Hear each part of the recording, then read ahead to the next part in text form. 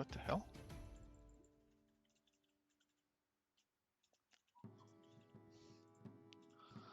I keep stumbling onto weird shit on the streaming thing. Like every few minutes, I click on something. It's like, how about this? It's like, what the hell? What the hell am I looking at? All right, let's see. Multi-stream. Now, I figured this out yesterday that for some reason the the Twitter comments don't show except for Twitter. And they will show if I'm only streaming on Twitter, but not on a multi-stream. So let me just shut up. There we go. Okay, so here I'll be able to see the Twitch comments, the Twitter comments, and then the OBS. I'm gonna be able to see the YouTube and Twitch comments. It's fine. It's fine. It's not even complicated. It's fine.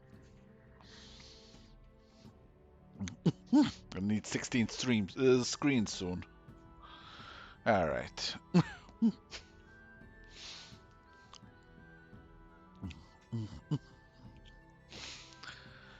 I wanna today advance a little on this illustration because this one's gonna be complicated anyway. So I'm gonna have to get cooking.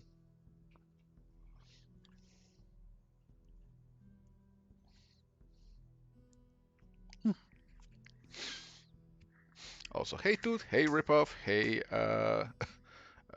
Raphael, hey Punisher. My Power Girl cover got posted to Reddit today. Did DC announce it already? I don't know. I don't really follow. I just make it a cookie, you know. I don't.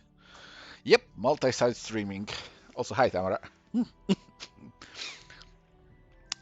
I am just at this point super multitasking. I'm streaming to Twitter, to Twitch, and to YouTube because magic.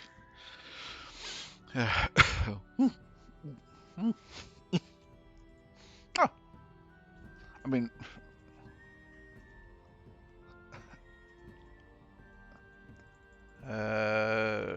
already announced. Reddit was not thrilled.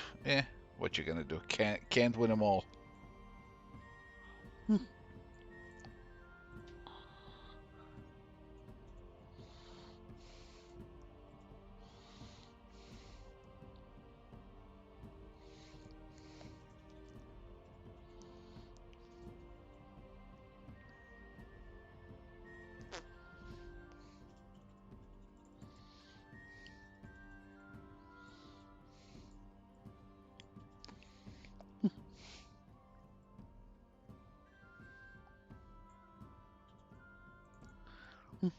All right. Oh, yeah, let me check if it's streaming on YouTube as well, because I just take for granted that it works, but let's be honest. Your channel. Oh, yeah, it's working. All right. So back to this and back to this. All right, convoluted, but it works. The best comment was that I made her look like Harry Potter. Now you can't unsee it. You'll survive. It's not really my design, you know. I don't really do whatever I want with, you know, other people's IPs. So what you gonna do?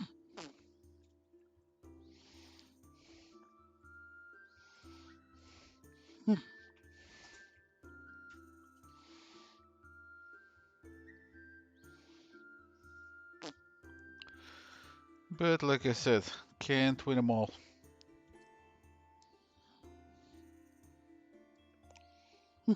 Discord does streaming too. I don't have a Discord server of my own, and I have no intention of having one. I don't need that kind of consistent noise in my life.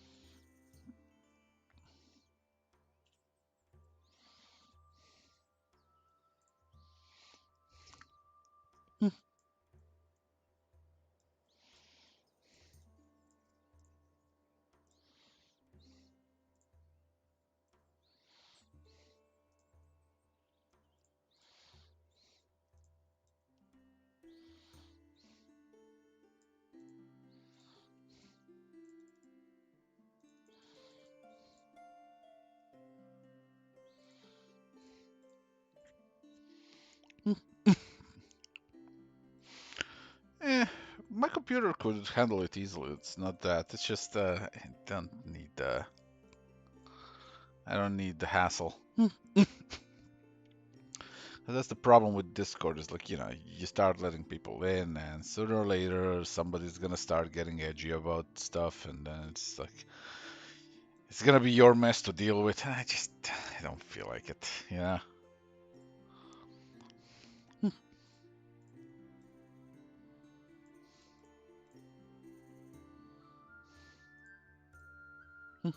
Kudos to those who have the patience to, have their own Discord server. I'd rather spend my time making comics.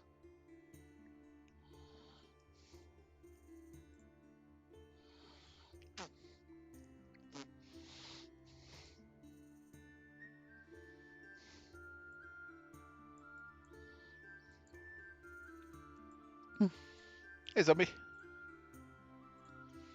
I don't need to ask my patrons if they would want one.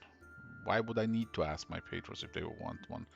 I'm already offering a lot on my Patreon, more than pretty sure most. So I think I'm okay.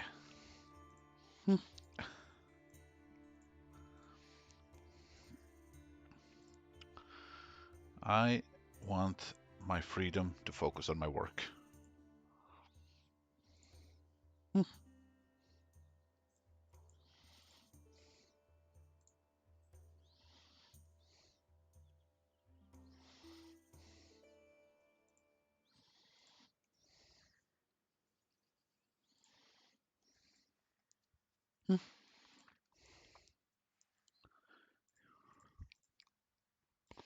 Hey, George.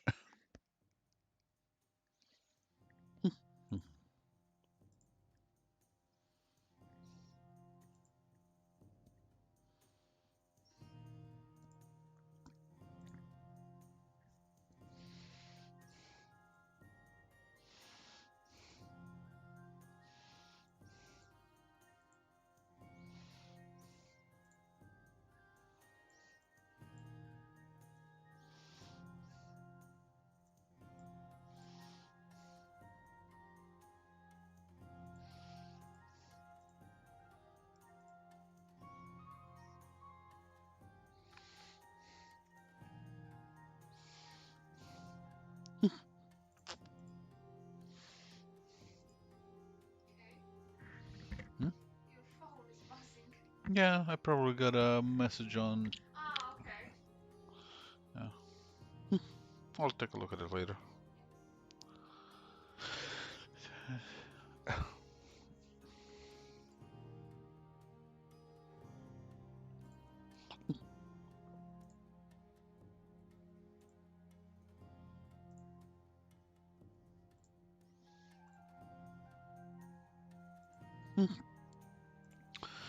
Meanwhile, I have just a few minutes ago finished setting up the Lisa bust for print. So that's gonna come up today. And then we'll see how that turns out. Because first time ever trying to finalize a print file. It's actually shocking. Like these fucking ZBrush's Decimation Master is kind of insane. I have reduced that entire thing to a million polygons, all pieces combined, with three or four, one, two, three, four different head sculpts, and that's all like a million and like 50,000 polygons. Fucking insane. And it still maintains details so well, especially like when you actually print it to a size that it's supposed to be. Like, yeah, if you zoom in, you're gonna see the polygons, but like, you're not gonna print her in, you know, one-to-one size. Hopefully.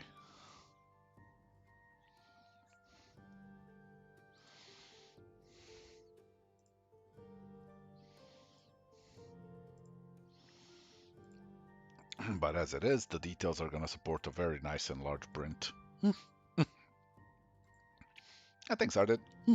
Yeah, I'm doing like this kind of whole candle illuminated scene around the table. This is gonna be a It's gonna be a tedious one to finish, no joke. Like this is gonna have to, I'm gonna have to do a lot of rendering, a lot of detailing, a lot of fucking light calculations, because yeah, it's not like I can find a bunch of people to sit around for me and uh, illuminate them and use that as a reference. What do you think? I have friends?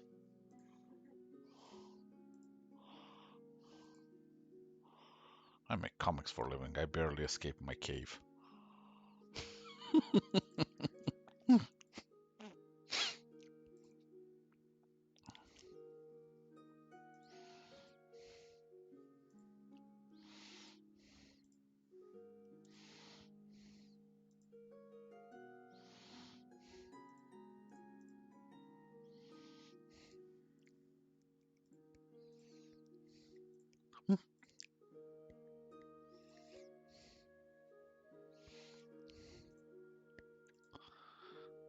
Ah, thanks, Reagan. Yeah, unfortunately, Ravine was one of those books that just imploded in sales. But what you gonna do? As long as one learns from one's failures, there's always a chance for a future success down the line. And Lord knows I've always been one to see where I went wrong and how to fix it. So, you know.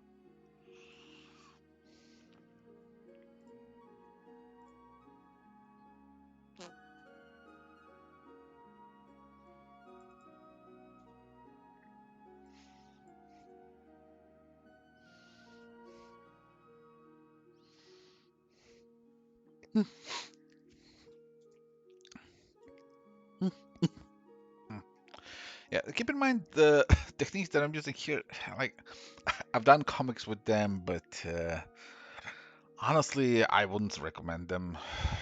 You can do it; it can be done by own, you know, that's for sure. But the problem with doing all the realistic rendering and all that stuff when making a comic is effort is massive and payoff very questionable. Again, learned that the hard way. So, you know, always prioritize making something that looks good without actually destroying yourself.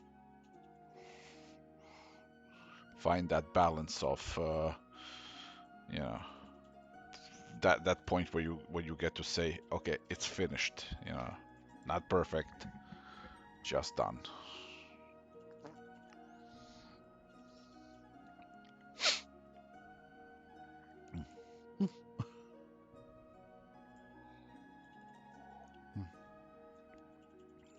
Oh, wait, what happened, zombie? Shit, there's so much.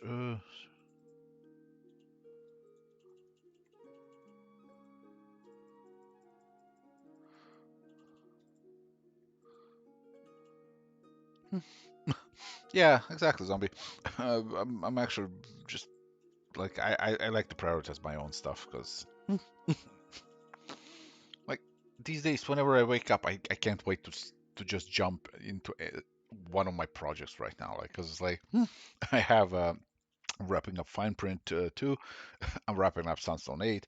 I'm working on my sculpts. I'm working on Letters to the Vampire Queen, my novel. Like, there's always something. And once I'm done with Sunstone and fine print, I'm gonna be jumping into Death Vigil too. There's, you know, there's always something fun for me to deal with. And the cool thing with multitasking, it's one big advantage for me is I'm kind of big time, you know, ADHD when it comes to focusing on my work, and I tend to lose focus if I just work on one thing. So I have to juggle. But you know, thankfully, I've spent my early years refining my process so that it's fast and effective, and not just, you know, good and just quality. Because it's like, you know, anybody can achieve quality. You give it enough hours in the day, and you'll get there. But, you know, when you're working in comics, you're not an illustrator. You are a comic creator. You're a storyteller. Your priority is to take those drawings one panel at a time, and you know, make something coherent to tell a story with those drawings.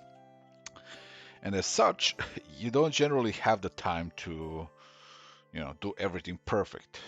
You need to compromise. Compromise is kind of a necessity. It's kind of one of those things like even when you take a look at an artist of such caliber as like Alex Ross, right?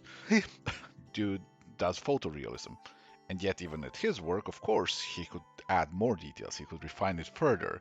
I'm sure he looks at some of his stuff and goes like, "Man, if only I could have done this here. I could have done that here." And it's like, you know. But at the end of the day, as a storyteller, you have to kind of pick your poison. You have to set your own boundaries and go like, okay, this is how good it needs to look, because this is how good I can make it look within a time period. It's panels per hour, panels per day kind of a thing.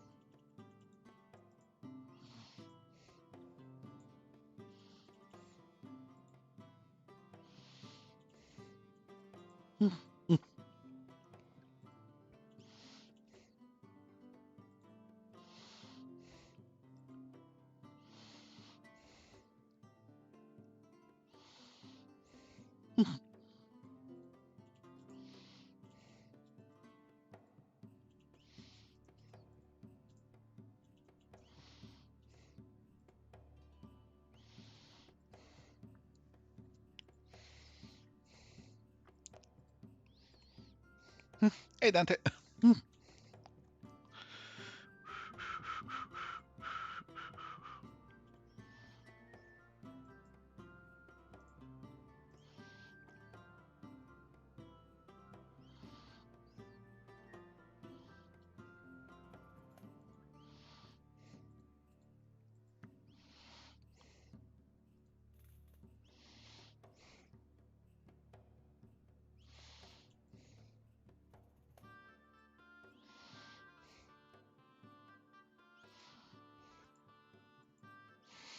Image size. Let's make it 4,000. Give myself some room. It's easy to scale a thing down.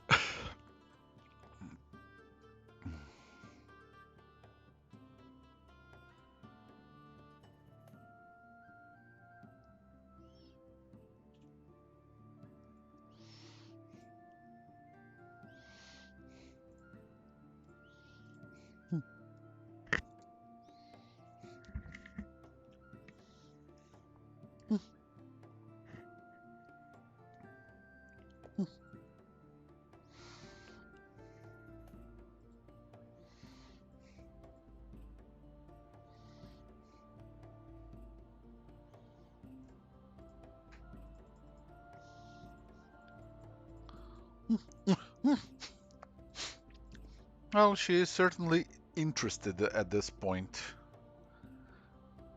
Alas, that doesn't last for the reasons of murder.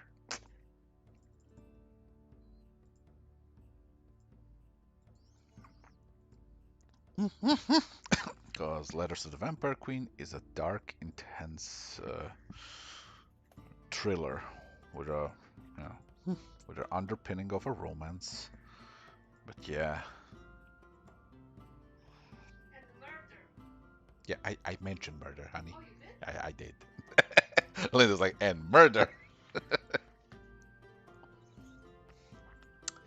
Best be quick about it.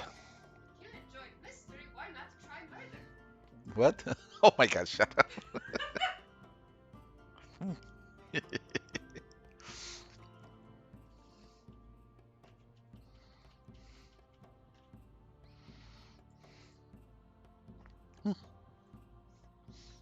Thank you, Seeds.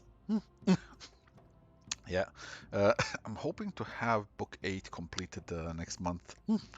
This month I have focused on finishing up Fine Print 2.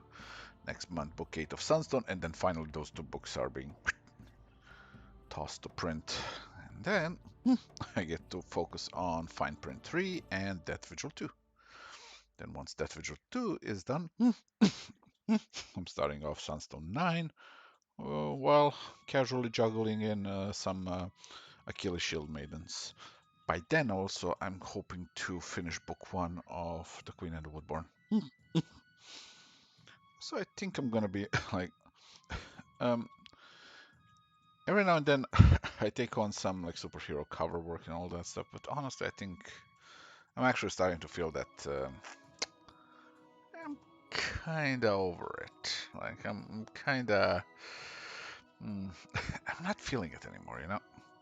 So I think starting next year, I am just going to surgically remove myself out of the comics industry and just be my own thing, you know. Lord knows I've been doing a good job at removing myself out of everything. I don't fucking follow anything anymore. I'm just like the only comics that I read are stuff, you know, that's like either a web comic set to print or like a Mirka Andolfo stuff. Why am I saying it Mirka Andolfo? It's Mirka. Mirka.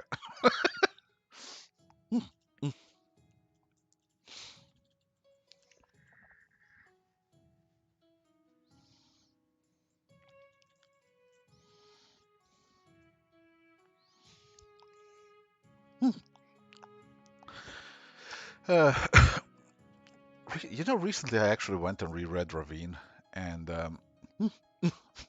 Ravine was a great book told poorly. That's my end judgment on that book. It is a great book with some bad storytelling and some bad habits in storytelling. All of them were my fault. Like I had Ron help me with the final rewrite, but the writing was mine, and what flaws there are in it, they're fundamental. They're mine. And at the time, I was like really obsessed with people, you know, knowing and comprehending the full glory of this world that I'm presenting. So I literally made, you know, a D&D manual of a book. You know, it's like that. Yeah, that's nice. You know, there's gonna be a small amount of D&D players who'll stumble upon this by accident and go like, ooh, this is. I could work with this, but that's about it. You know, comic readers were like, I didn't sign up to read Encyclopedia Draconica. You know, it's just like, can, can you can you tell a story here, buddy? And honestly, back then, yeah, I first book storytelling was just awful. Like it's like there were times when I would pull the brakes to just start dropping lore bombs in such just like you know how sometimes you watch a thing and it's like you feel that moment where everything stops because they need to drop some lore on you so that you have a context for things.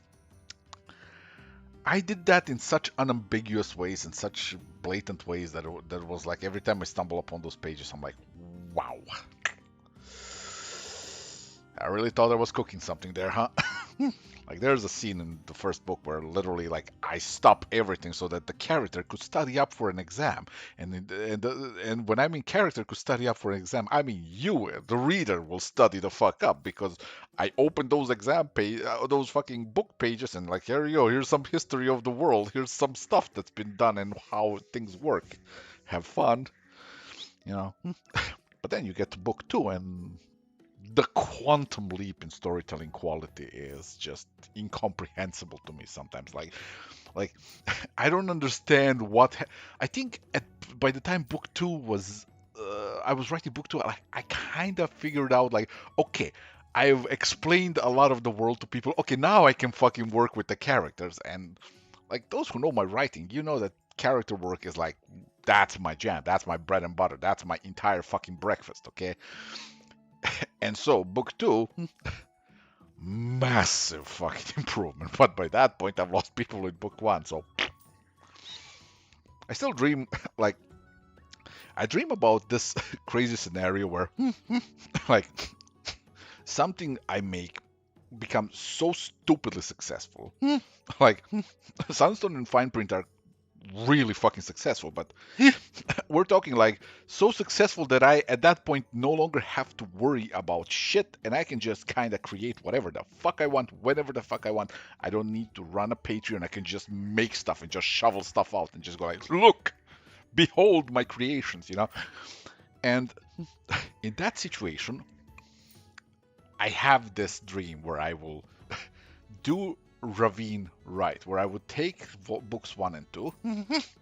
I would improve the storytelling. I would ditch some stuff from book one that just really didn't even need to be there. Like, it didn't help. It didn't do anything. I would refine the character work. I would add more pages. I think Ravine book one needs at least 40 more pages for it to actually flow properly. I would rewrite a lot of the dialogues, have it, you know, run better, have the scenes more, you know, delivered better. Then I would do the same with book two, except book two doesn't need as much.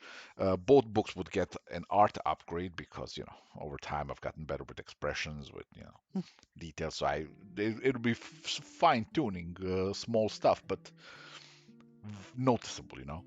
And then I would do book three and then publish all three of those as like volume one of Ravine. And then just like, here you go, it's like 300 pages of Ravine. And then you'd get after that the next volume. It's like, yeah, it's nice to daydream. That's what I'm saying here.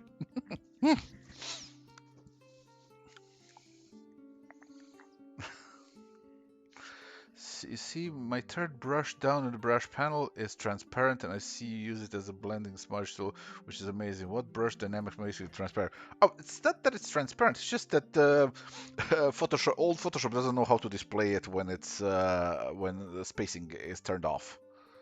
So its whole thing right now is basically it's just a simple round brush by default with default settings, you know, with scattering activated. I have it to scatter count to 10 and scatter to 14%. I have other dynamics in the new versions of Photoshop that's called transfer, and on its own that will blend. You know, will it blend? Yes, it will. You know, but as you can see, there's a bit of a lag sometimes if you do it with transfer still on. Like sometimes it's gonna do these little jumps, but if you deactivate spacing, it removes the preview. That's why the brush is, you know, transparent here. But now it will have no lags. It will calculate immensely better. I don't know why. I figured that out like decades ago, and like to this day, I don't know why that works instead of the other thing. It's just it just does.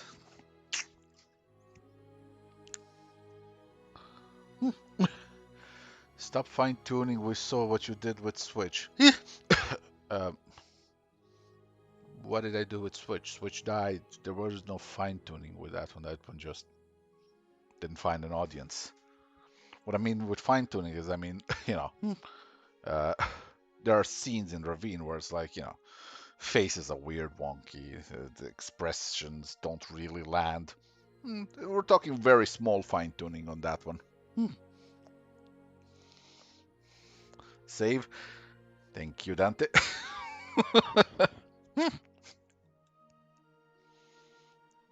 As a comic artist, D&D player, you love Ravine. Yeah, D&D, you are the target audience. Yeah, Ravine had potential, but unfortunately, the creator wasn't skilled enough at the time. What can I say?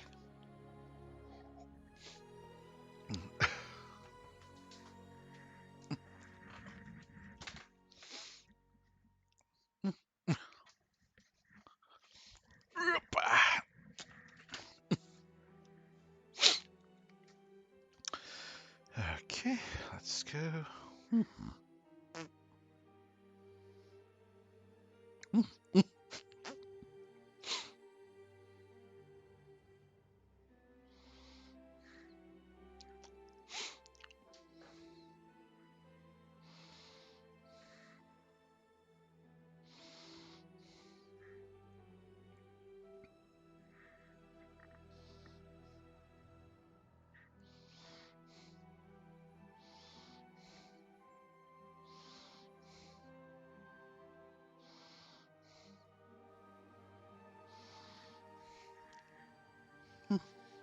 No problem, Regan.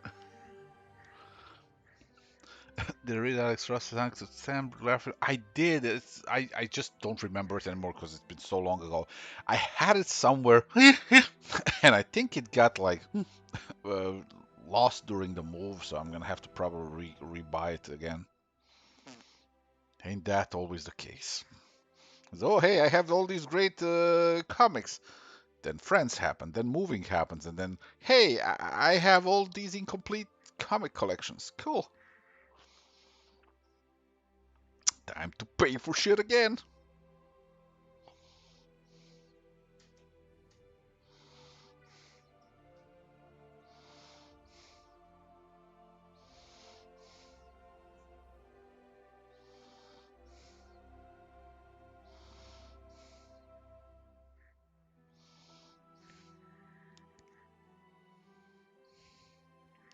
Hey, I said, Regan, I said that new volume is gonna happen if something stupid happens, and I all of a sudden am fucking showered with millions of dollars, where I can just go like, oh, you mean I can just now fuck around and find out with stuff, you know? That's the scenario, and that's a massive what if scenario, because nothing I do really is, shall we say, movie, TV, or streaming friendly generally.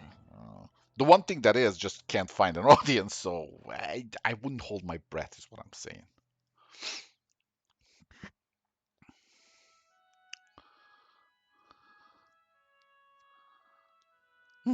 Oh yeah, yeah. XY Soul, like that's literally the strange story of my life.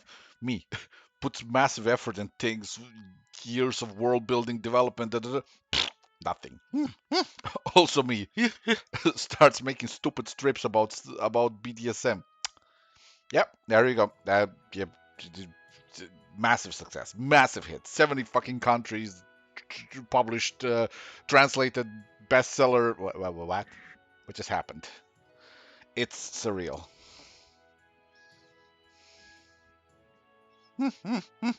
Oh yeah, listen. I've had I've had pitches for Sunstone, and literally every one of them was like, "Hey, here's how we want to change it completely," and I'm like, "Hey, here's how I got better shit to do than listen to this." It just listen. There's one thing, like, if the issue was, hey, it's a little too mature, so we're gonna have to tone down on the explicit nature of a few scenes. Fine, I get that. No problem. I'm not an idiot. I'm sure, like there are certain, boundaries that, as movies or TV, they can't cross, or streaming services.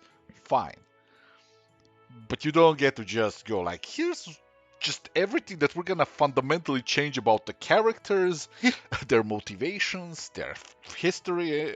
I'm like, at that point, why even call it Sunstone? It's not the thing. You're just fishing for an online audience that has the numbers, but you're just like not gonna do it. And then it's like, what's the point?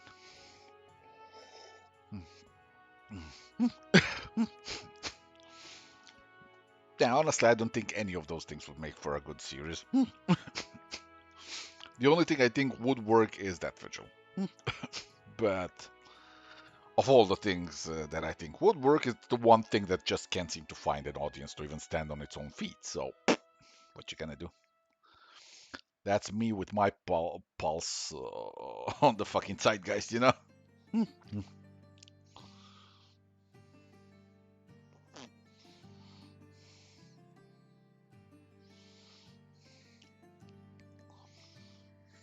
Right, what did I say?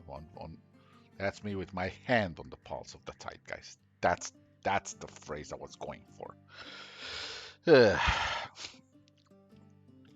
I can write English, no problem. Just fucking just let me at a keyboard, and I'll do wonders. But speaking it, that's where my brain gets into that phase of translating Croatian thoughts.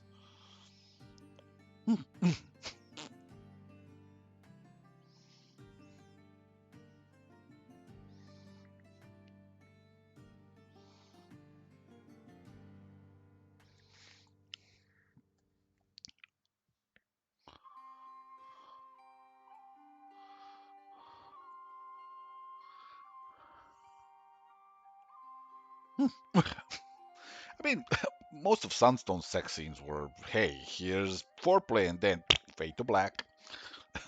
That's literally my whole business model with those things. It's like I'm gonna be real with you. I'm gonna be real brutally honest. I can't draw porn. It's just um, drawing a sex scene for me is about as boring as drawing a car. And here's why. At the end of it all, at the tail end of a sex scene, there's just sex. And sex is one of the more repetitive things to draw. I'm not gonna lie. Build up, foreplay. You'll see a lot of that in my stuff. But when it comes to actual sex scenes, you're gonna see a few panels, and I'm just gonna be like, anyways, I'm out. Yeah, like it's not fun to draw to me. Like this is why I'm actually when I see somebody like Incase, right? Like when he draws these just elaborate ongoing sex scenes, and my brain's like, where do you find the patience?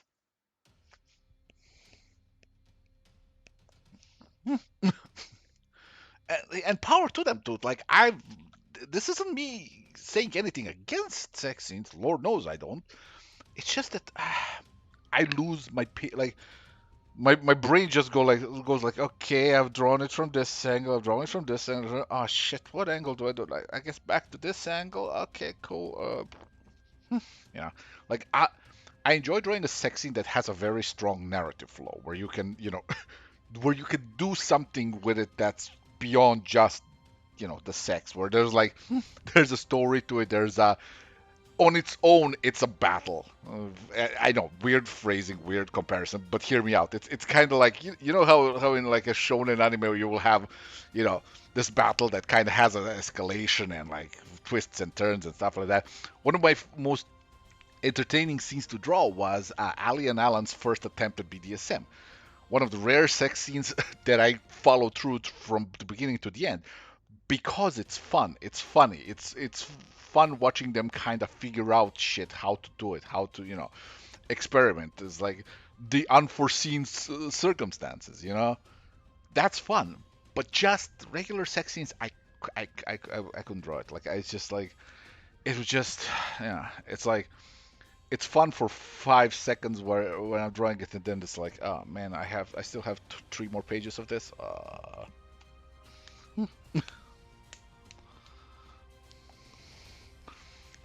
Yeah, but think about it. Even in the attic, like there were maybe like was there even a single one where I followed through? I don't think there was.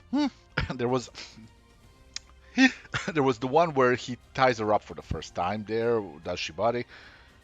Then she gets a leg cramp. He unties her legs, and then they do it. But the moment where they start doing it, I basically just kind of go zoom outside and talk about how they're making noise. It's like it's it's not a priority. My priority is them as characters. My priority is uh, their growth as people, their growth as doms, their growth as doms. But like this is why I always tell people like one of the most awkward things for me is when people share something on porn sites, and I'm super grateful for them to share it. It's a free online comic, so more eyes on it. But at the same time, I just want to just find every single post where it was shared and just go in and like small disclaimer, this isn't porn. I know what you're thinking. It's really not. You'll see why. It's like I don't want the false advertising. Hey, StarX.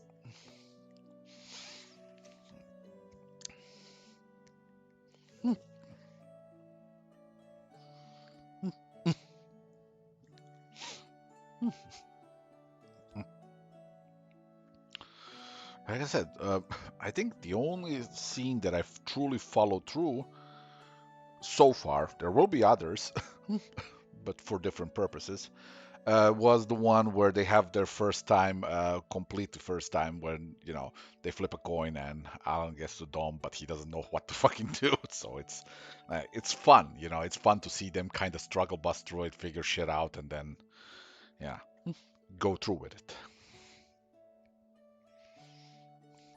Yeah, right. poor, porn comic sites, I've heard this. I haven't seen a lot of them. I've only seen the e-hentai when somebody actually posted Sunstone there. Like, oh, somebody posted it here. I'm like, cool. Let me check the comments. All right. Uh, They're not angry for being misguided. Cool. Moving on. But yeah, I wouldn't be surprised. Like these days, honestly, those sites have more fucking credibility than the goddamn DeviantArt, which is sad.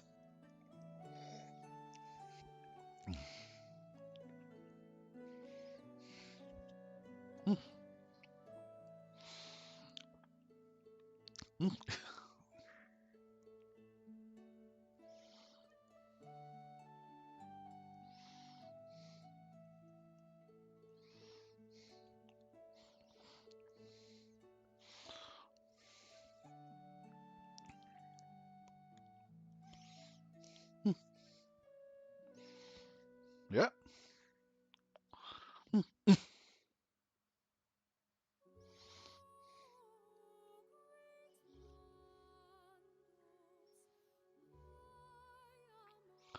Hey, hair skill.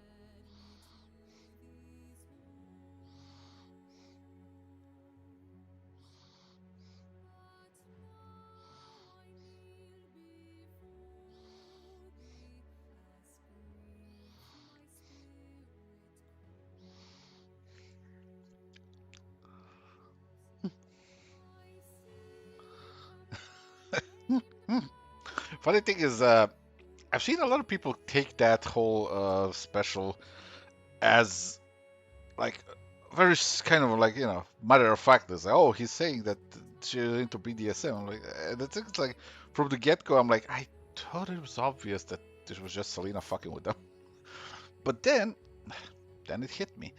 See, the whole thing with Harley and Selena and that whole thing like that was actually fully in continuity with Harleen. And it has to do with some things through the story, where it's like it's not a matter of, dominance, submission, all that stuff. um, First of all, one of the things that was gonna happen, like, because that's the problem when you're dealing with plans in your head that people just don't know about, and then you're like, well, how do you not understand it? It's like because you never fucking told them. I was like, fuck. But yeah, there was this whole thing where um, in Sirens, Selena kind of constantly deals with Harley and Ivy's kind of will they won't they dynamic of stupidity. And so at some point she starts messing with them. Like that was one of the things that was gonna happen to it. And of course, without the actual comic, the context of that lost. But one of the things that was also like um, that was gonna be in Harleen later on. One of the things that I established in the original arc was that the dip that Joker had, it basically messed up his nerve endings. He barely feels anything. Like this is why he when Batman beats him up, he just fucking laughs, like doesn't care. He doesn't feel pain. But with pain, also he doesn't feel a lot of other stuff properly. So uh, this you know, and this is something that Harley later does as well. She goes into the same thing, and after that point, her whole body feels like a padded cell. Like she feels like she's separated from the world itself, and like this doesn't do good things for her mentally. And there would also be a scene, not an explicit one, but a scene that very specifically says that they past that point, like they also very often start hurting each other in bedroom. And not in a kinky way, just in a desperate way to feel anything. So it's kind of one of those things that was going to be a running thing with Harleen, is her kind of completely numbing herself out, separating from the world, and then it was a whole story arc that I didn't make, and then I just dropped that on, and I'm like, how do people don't get it? And then I'm like, oh, right, I didn't really tell it, did I?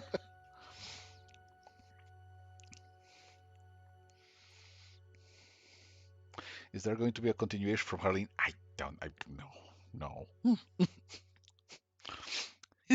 Like I said, I've during these last few months, I've been trying to kind of see whether or not I'm still feeling superheroes, and obviously I'm not. So I'm just gonna be focusing on my stuff.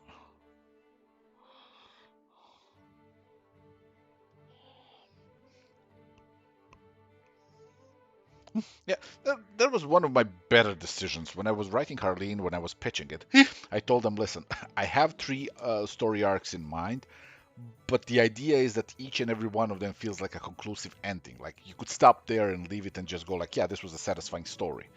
And thank God for that. Otherwise, I'd be constantly having to deal with people being very dissatisfied with the way it ends and the way Harleen ends. The first arc, yeah, I've delivered you kind of this kind of a retelling. Not specifically very original, not specifically anything crazy, but it's concise. It gets the job done. Harleen was never supposed to be just a kind of an elaborate retelling of the kill, not Killing Joke, what's it called, Mad Love. It was that was just kind of its first point. The Harleen as a concept was supposed to be kind of a lifetime of misadventures of Harley Quinn. So it will tell you these arcs in her life that bring her from point A to point B and kind of elaborate on the world and make you understand and believe how somebody could go from point A, that is her life, to what the fuckery that is her life at the end. So did I come up with the hardcover idea? No, no, no. That was my editor, Andy Curry. He was like, "Hey, we're doing this acetate thing." I'm like, "What's that?" So he basically, it took him way too long to explain to me because I'm dumb. I'm like, "But what is acetate?" So he finally successfully explained it to me. I'm like, "Oh, so basically, yeah, okay. I'm gonna do a thing." Then like we need to do something where it's like, oh, if you open it like that, so okay. So we kind of brainstormed it and figured out what to do, and it was good in the end.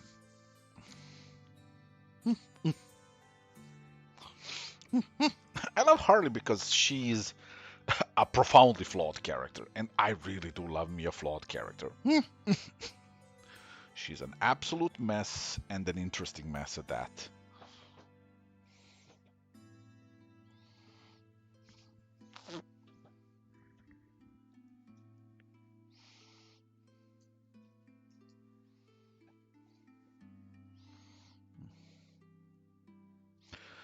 Oh, come on, really? It didn't save my brush. Fuck you too, Photoshop. Fuck you too.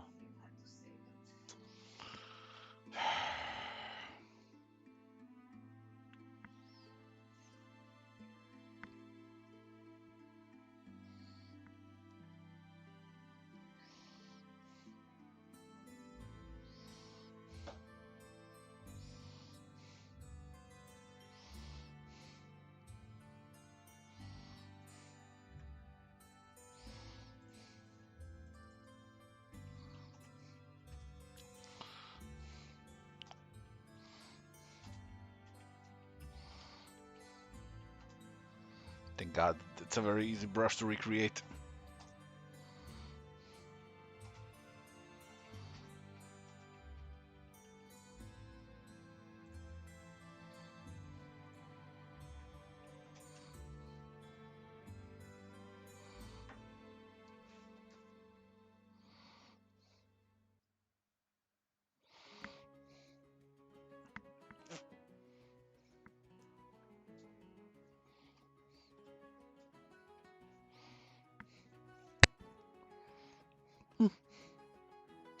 Oh yeah, I've been around for a long time.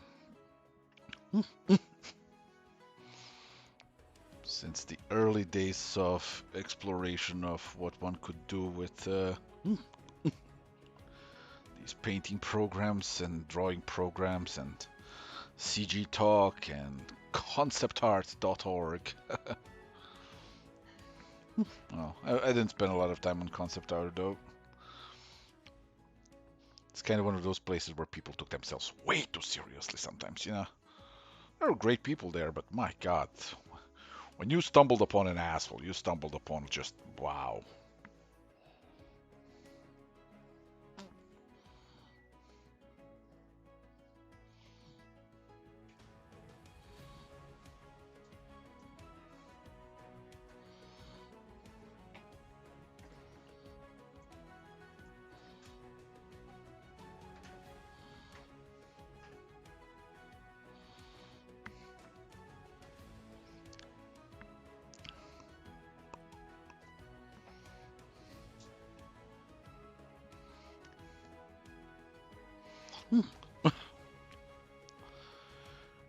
Did I ever hand drawn anything for past comics?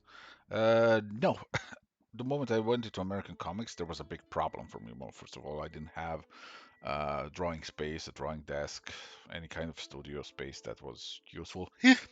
And even more importantly, I couldn't get the American sized papers because it's a different format from European ones. All of those problems, of course, were solved by just going digital. And I've done enough digital work to the point where I could do it fast and reliable in a way that not a lot of people could reproduce at the time. And it just works for me, you know.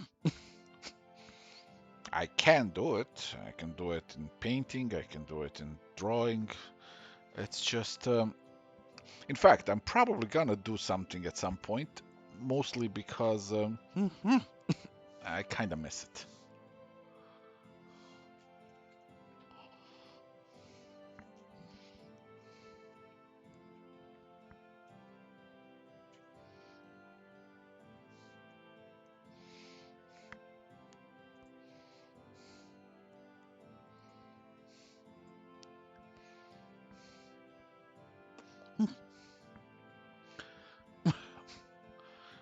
Uh, yeah, I mean, we were all kind of hovering around same forums for a long time.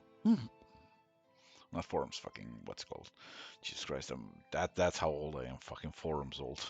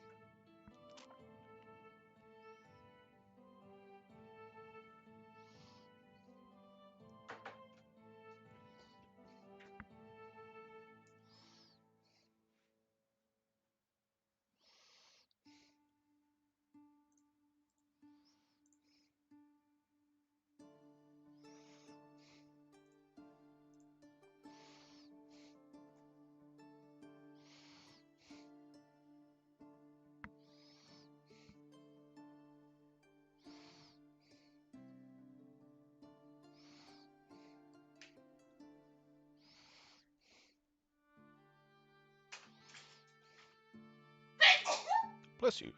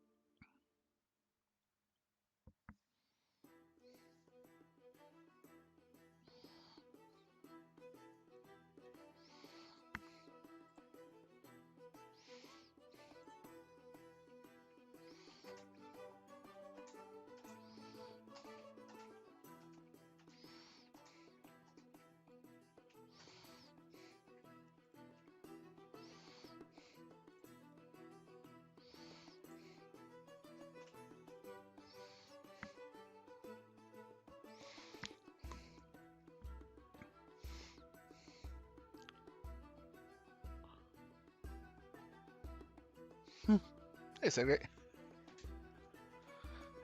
Did I try the decimation parts on the figure? Oh yeah, I've decimated the whole thing. I am done. I'm going to be posting it tonight. I've reduced the entire thing with all of its spare parts and all of the heads. Uh, the whole thing got reduced to 1,000,000 polygons altogether, like all the parts combined. So yeah, I did it tonight. I'm gonna be posting it for on my Patreon for people to test print if to see if it works. I can't guarantee it because I never really did that.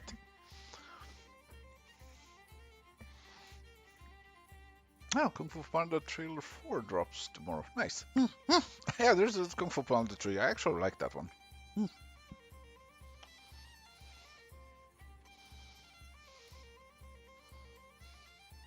I wonder if they're gonna do some of that new styling that they used for Puss in Boots. Like if they're gonna change the animation approach and other stuff. I really do wonder. It works really well for them with Puss in Boots. Who knows? Yeah, two is the best by far. But I can't say there was a bad Kung Fu Panda movie. It's not like Shrek that we don't speak about.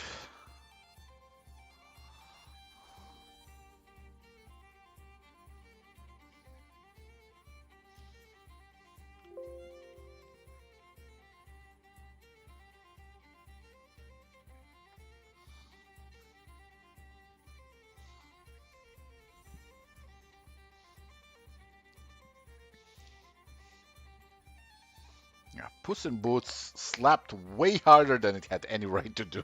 Holy shit.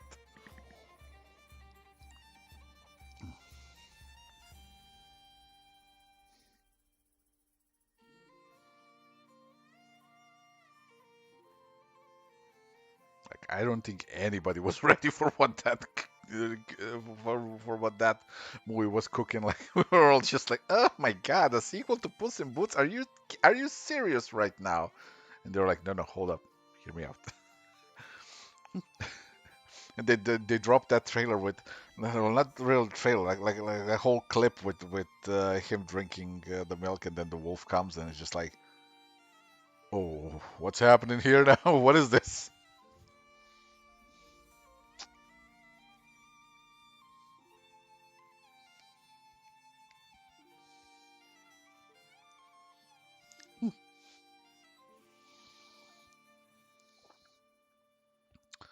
But here's the thing. I hope they don't get carried away with that kind of stuff. Because here's the problem.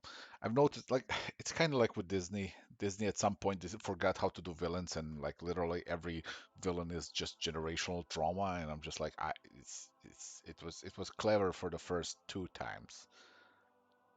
Can we get a villain, Disney, please? For the love of everything that you ever did, please. What is this, DC? No, no, no, no, no, no.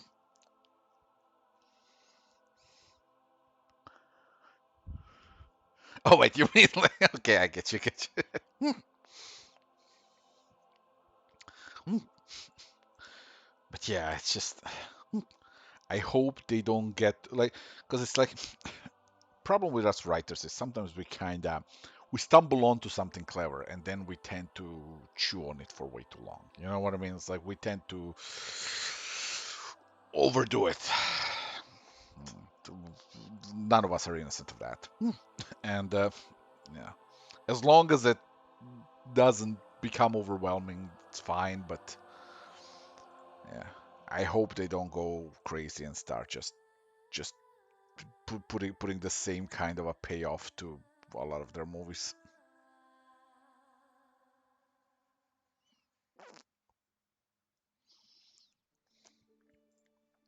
It's like here's Shrek 4, but now it's about abandonment issues. It's like okay, it's like as long as you're subtle enough for the story to work, that's fine. But please just keep an eye on it.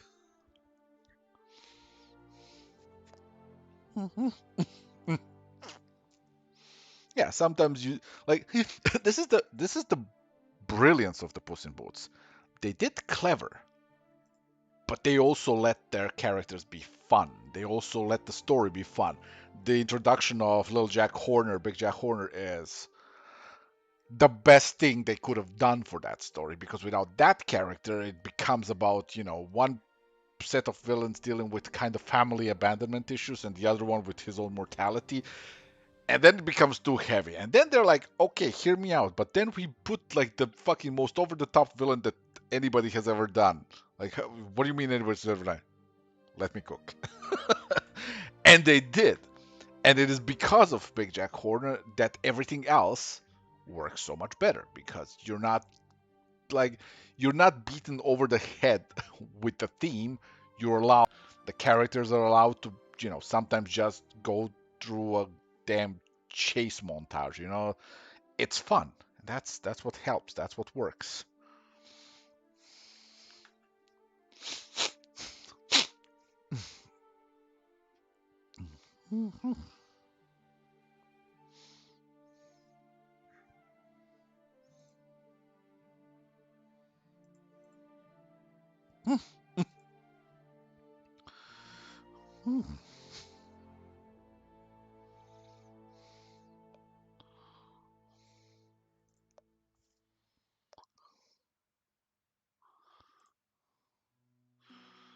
They already had that in Shrek 2, so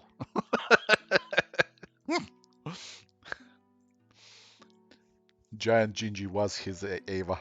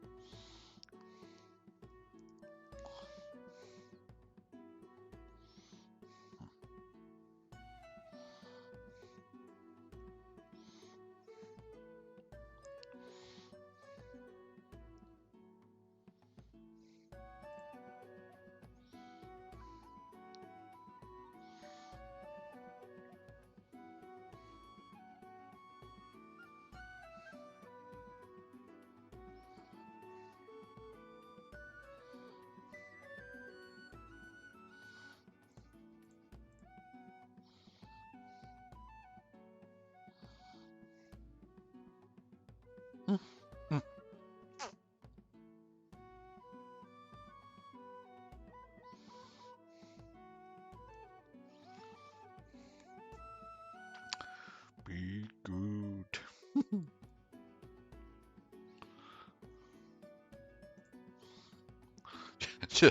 Imagine just making a supercut where you just replace the I Need a Hero with the Evangelion song and just run that. Perfect.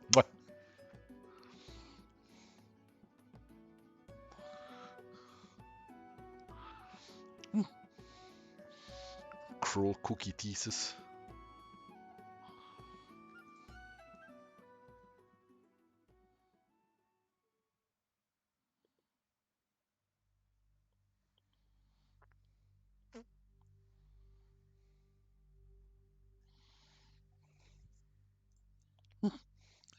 Come on now. We need 15 more renditions. What are you talking about?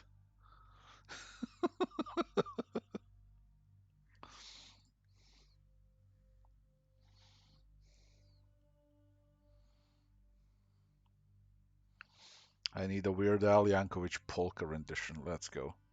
Make it happen now. Actually, no, I really don't. just really don't.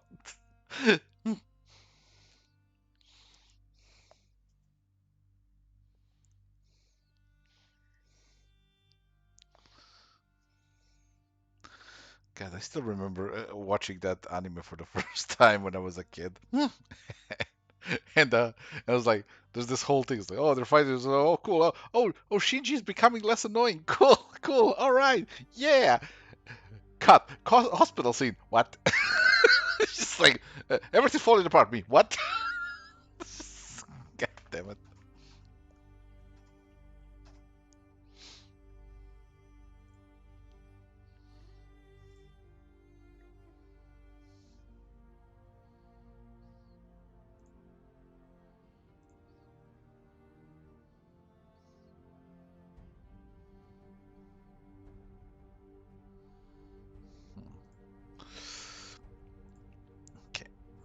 Be right back. Need more coffee.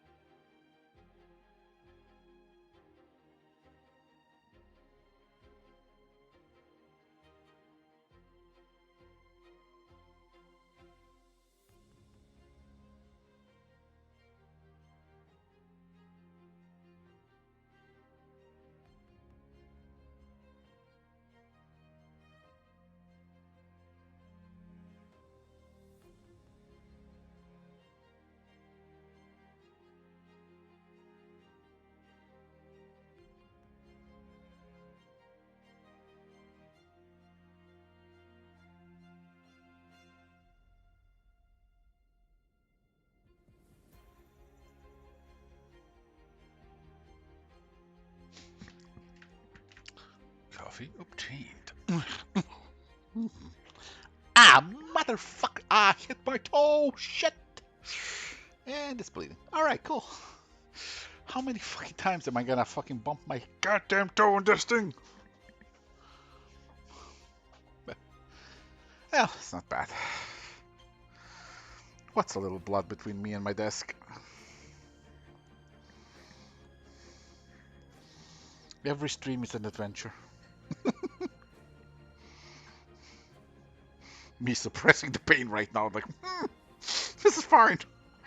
Have I considered not doing that? No. I sense some bad blood between you two. Why are you the way you are?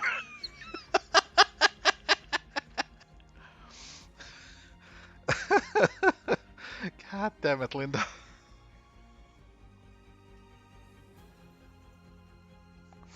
I have bumped the same toe on the same part of this desk so many times.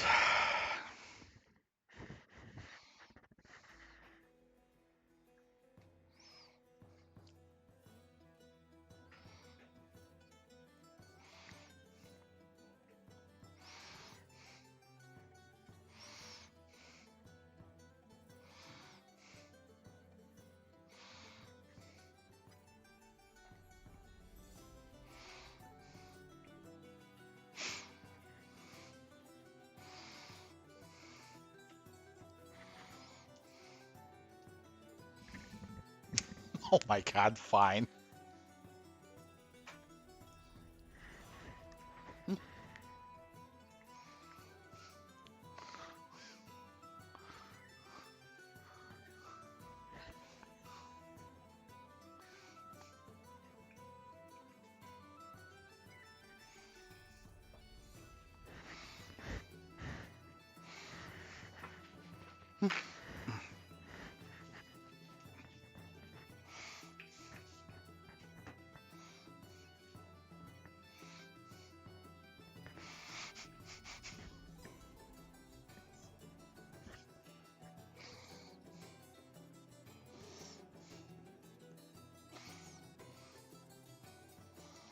Funny thing is, like, I keep hitting the same toe on the same piece of my desk. It's just...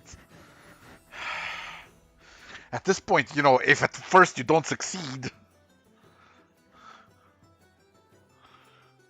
It's just I'm not sure what I'm succeeding at, but, you know, I'm still trying. It's the table that succeeds.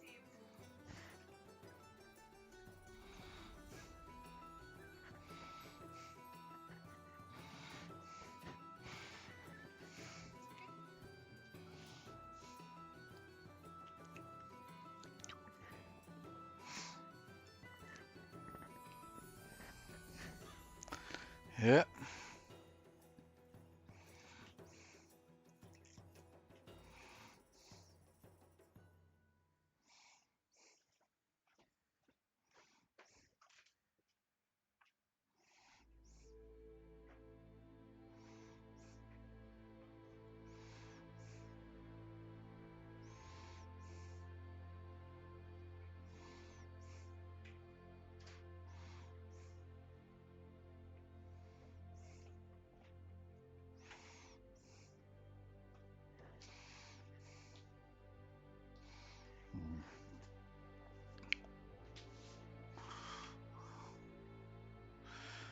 Okay, proportions. Proportions are fucked. So,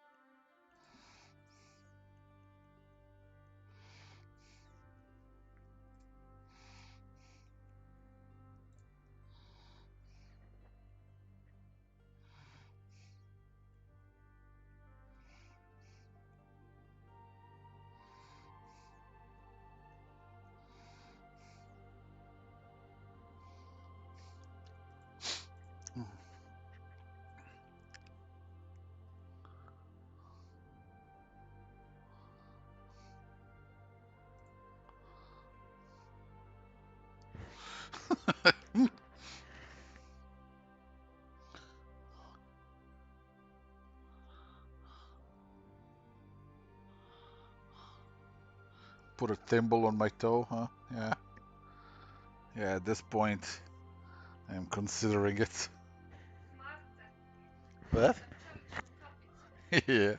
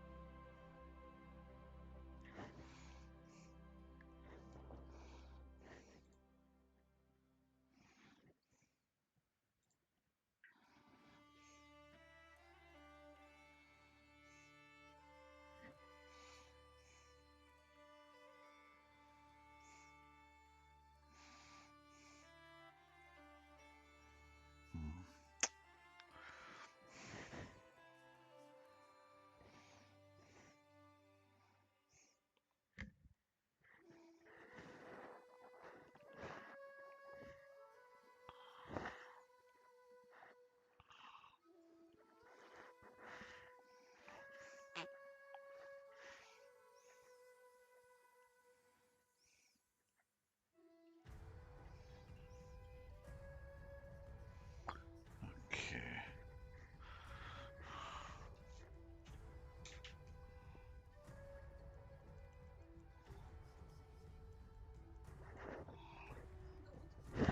Did you eat? No, What do you plan on eating? I don't know.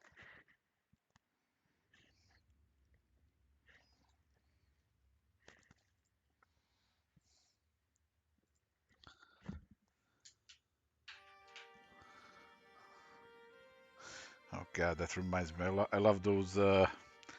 There's a bunch of like short videos of just like OSHA inspector just watching just the most horrifying violations.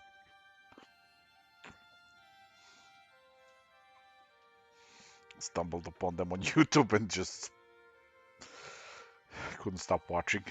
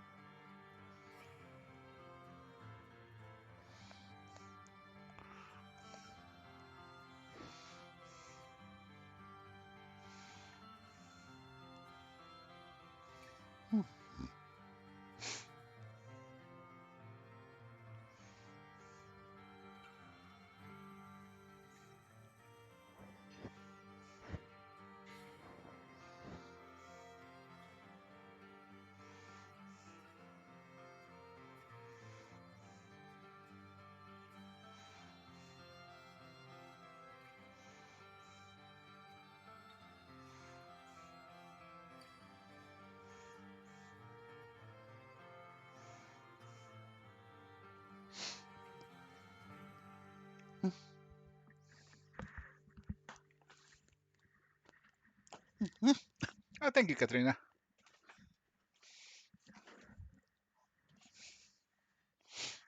See you, Ripoff. How long have I been even streaming? It's been. Oh, it's just 1 hour and 17 minutes. I got more fuel in me. Okay, gotta fix her hairline. Why is it? Oh, fuck it. Cancel.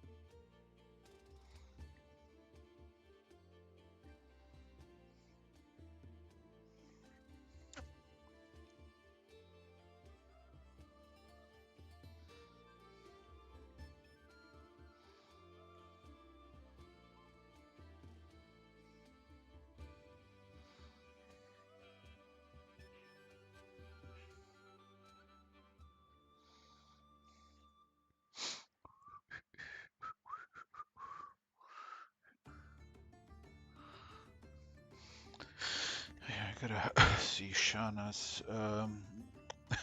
my patience for working with Photoshop. Listen, it's the only thing I know how to work.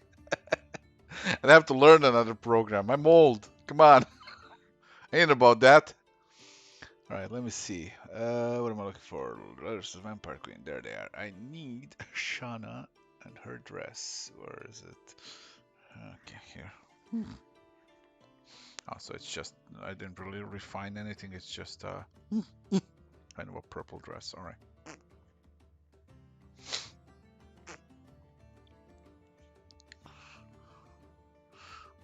She's.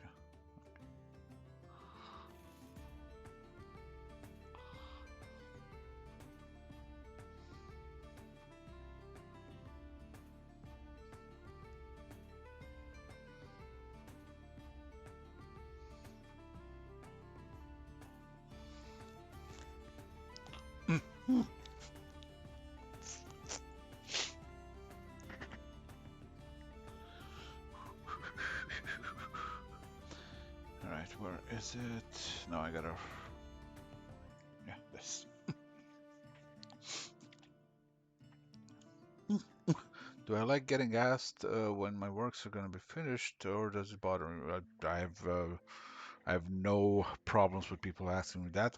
That means they're still tuned in and they give a shit. So it the way I see it is that's one of the best things because the worst thing for a creator that can happen to a creator is you go, I'm going to be late, and nobody says anything. And you kind of know that you've lost your audience altogether. So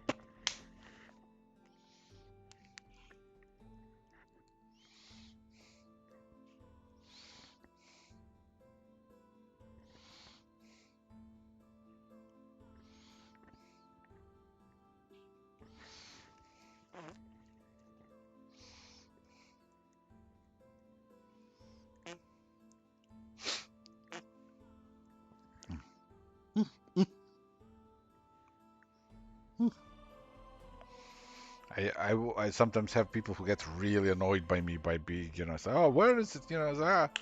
And then people get defensive in my stead, right? Like they'll go like, "Oh, well, you gotta understand." I'm like, "No, no, no, you don't understand." Okay, here's the thing. When somebody is this passionate to fucking tell me to go fuck myself, why is it it's already done? That is like one of the highest praises I could get as a creator. That means I have frustrated somebody enough that they want more so fast that they will just fucking break all the norms of just interaction and just fucking go for the jugular and go like, "Where's my fucking book?" And I'm like, I have touched your heart, haven't I? Silence is the worst, yes. Silence is the part where you know that you have completely lost an audience. There is nobody there to give a shit.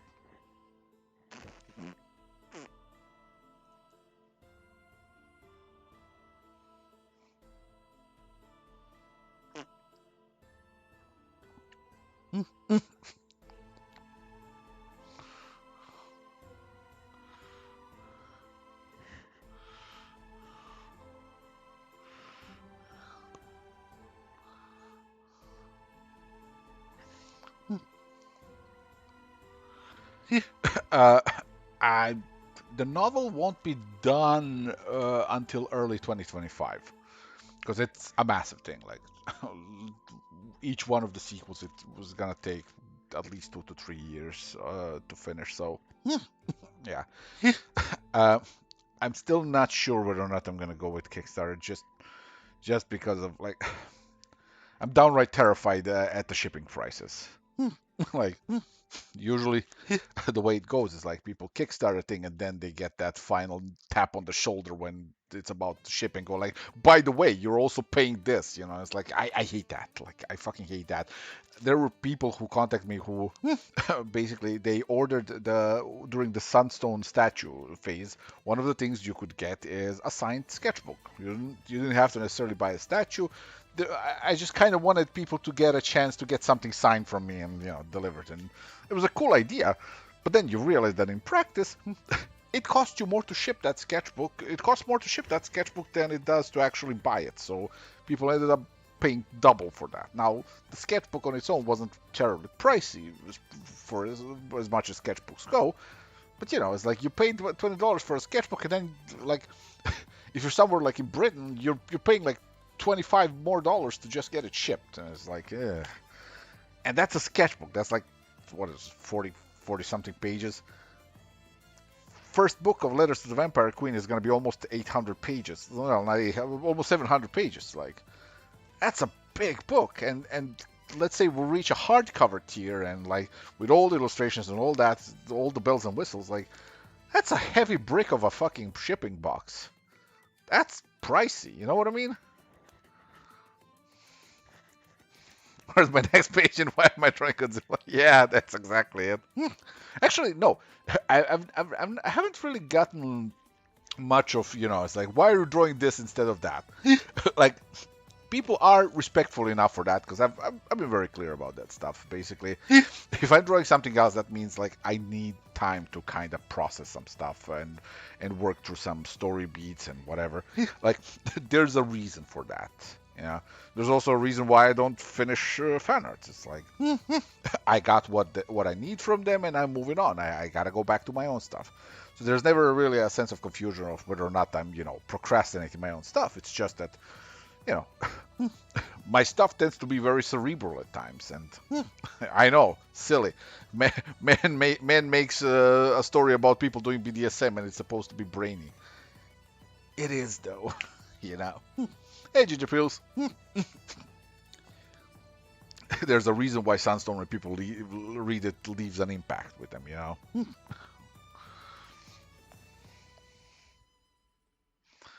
And yeah, it takes a while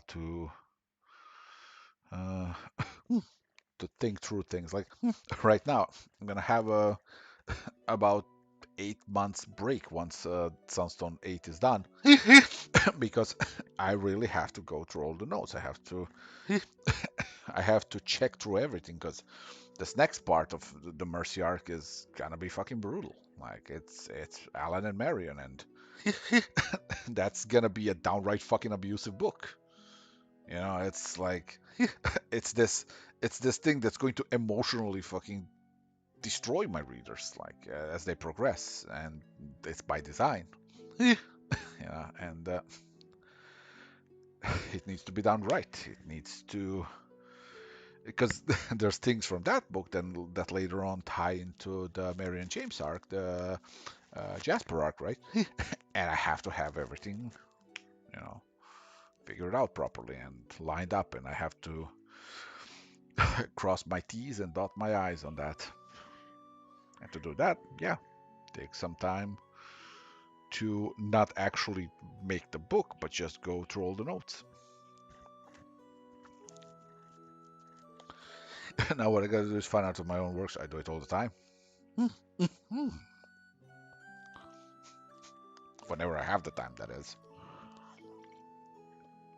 What do you think First Stone is? Oh yeah, I'll post everywhere. I have no compunctions about advertising my work.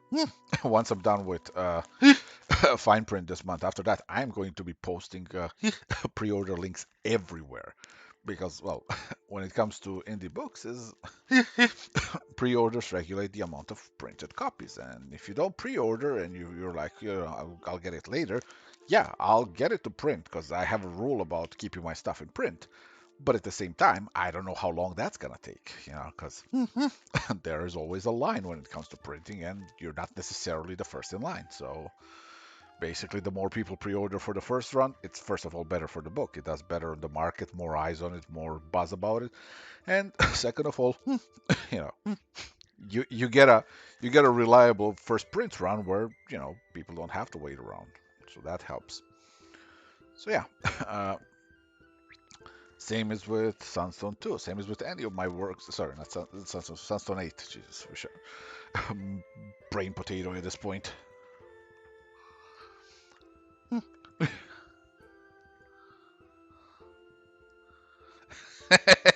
Yeah, yeah. The volume 4 finale. Yeah, that one was rough.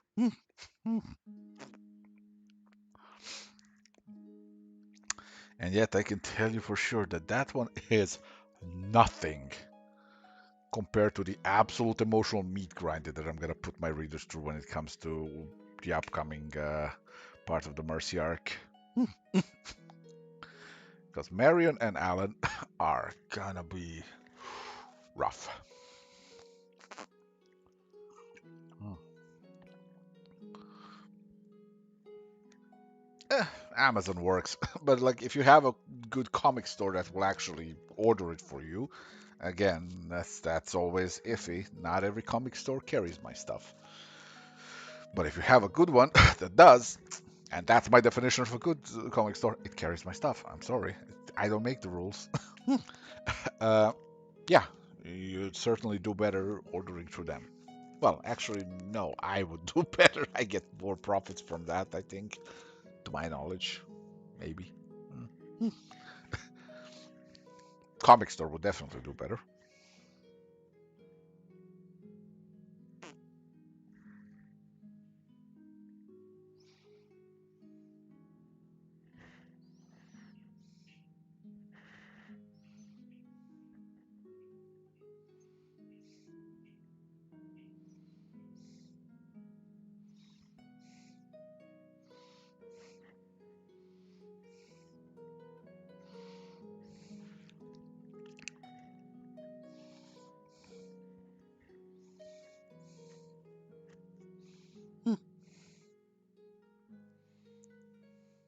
You may have cursed my name a few times. That's okay. I'm pretty sure you mispronounced it anyway. So,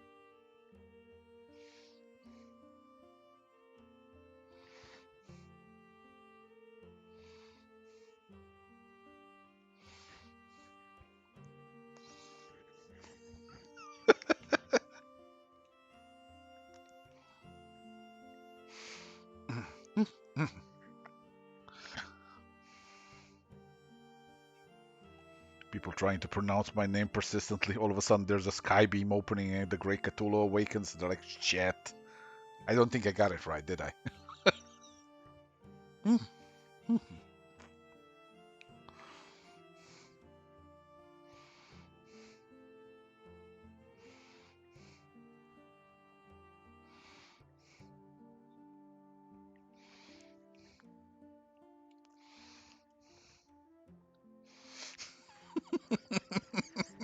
Three months later, damn it, another cliffhanger.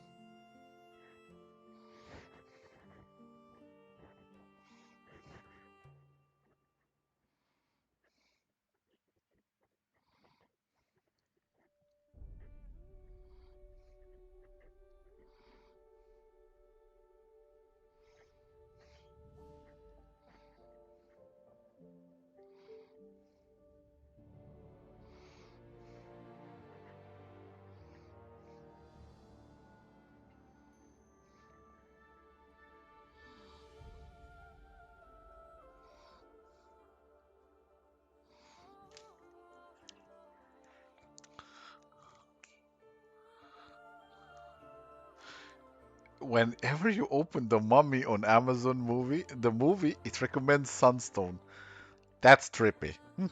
Because I've never done mummification fetish in Sunstone so far. It's a sign.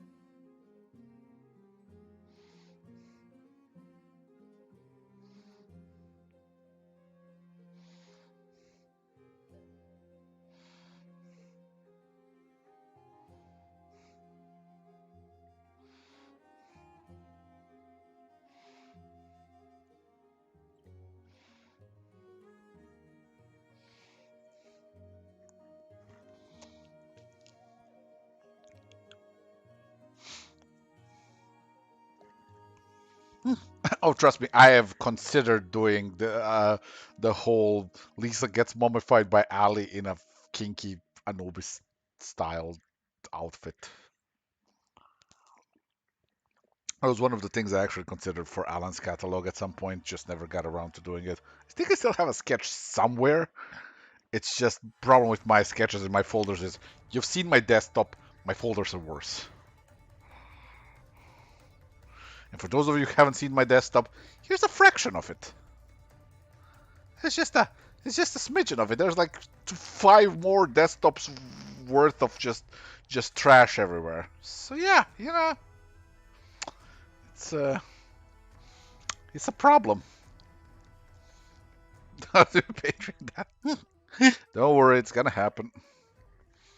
Because one of the things that does happen later on in Mercy Arc is the actual production of the said catalog, where Alan hires actual models and then, the rest are friends. Speaking of actual models, those would be Samantha and Lauren from Fine Print.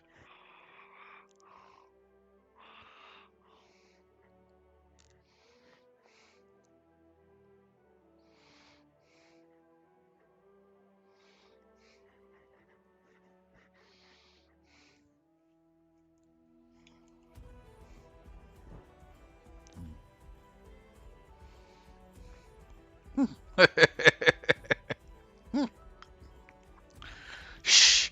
It's my creative mess. I know where everything is. Don't touch it, Mom. Oh.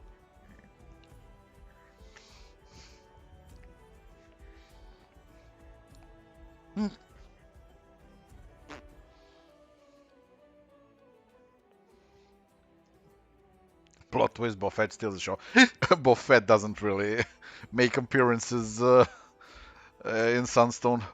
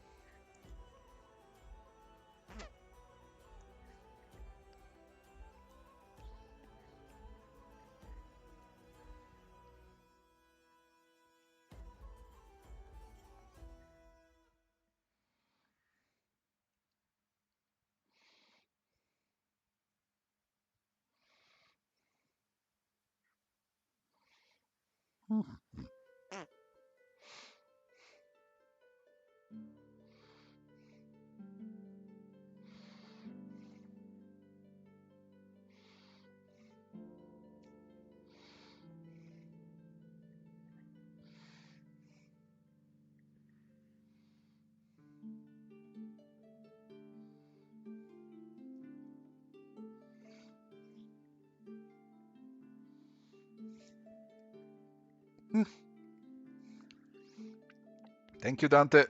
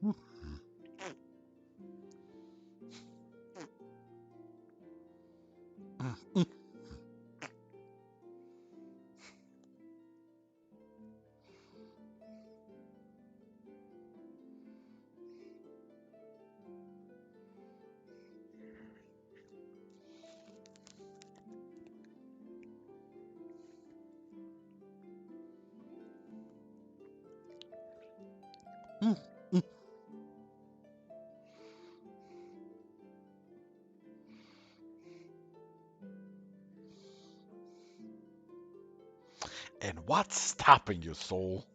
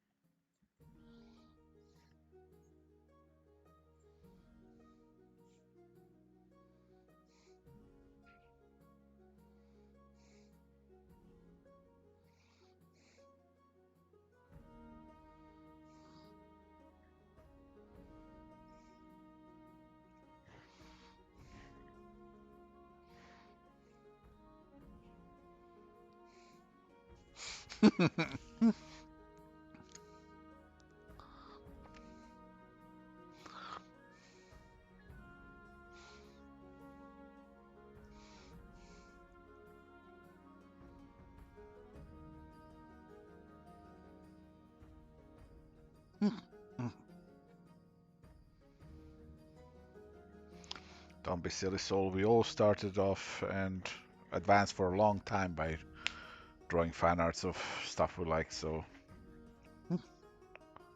we are all worthy.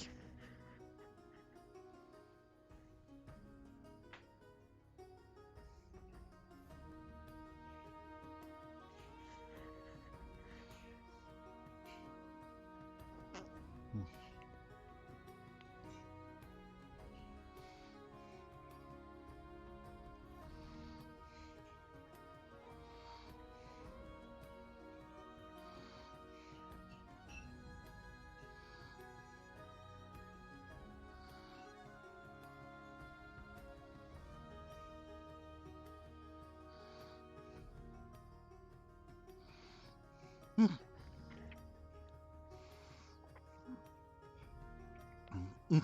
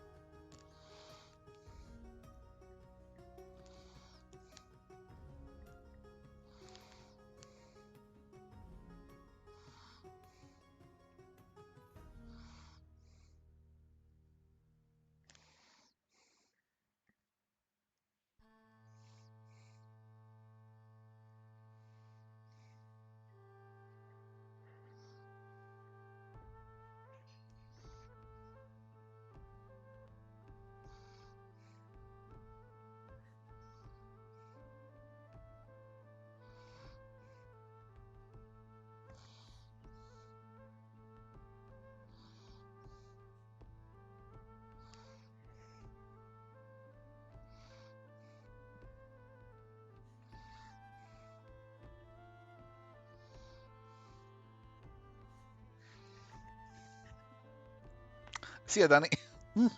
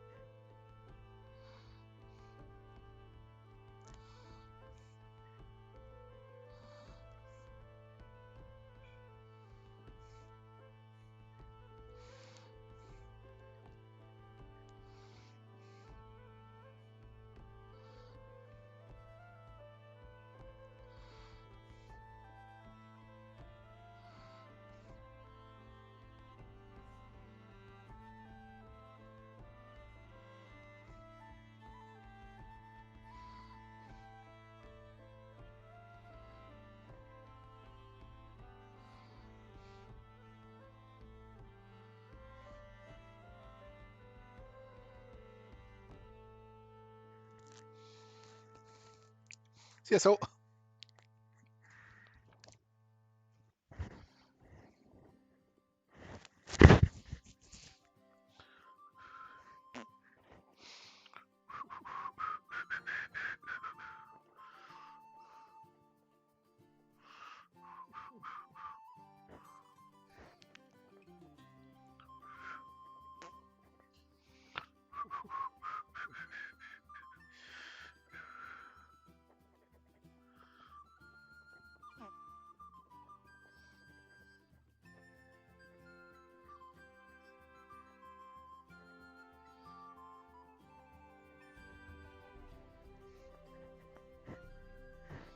Mm.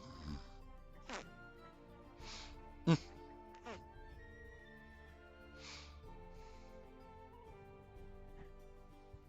Oh, okay.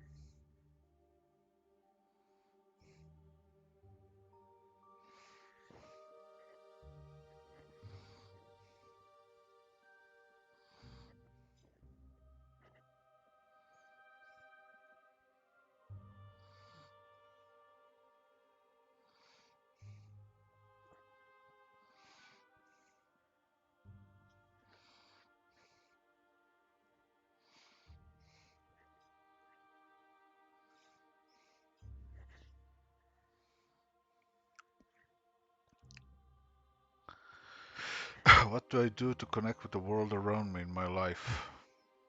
I, I go out and talk to people. Mm.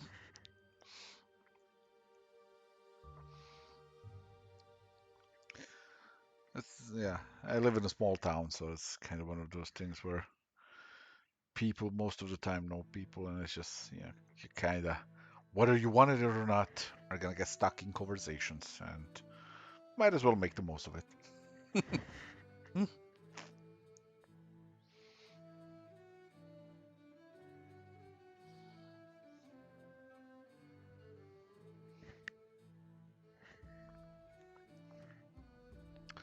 Like, I'm a I'm a really, really, really good listener. Like, I'm the kind of person with whom is like, if you have a story to tell me, I'm just gonna be there. Like, go on, you know. So most of the times I just let people talk. Oh no, I'm outside all the time. Like, I make comics, but I'm not really indoorsy. It's just, it's kind of one of those things where it's like you're indoors by necessity of just the technology that you're working on, but Hi. generally, ooh, what's that? It's soup. What is that? Soup. You made soup? Yes. Oh my God, soup! Thank you. Yeah. There you go. Soup. Sup. Hey, Vor.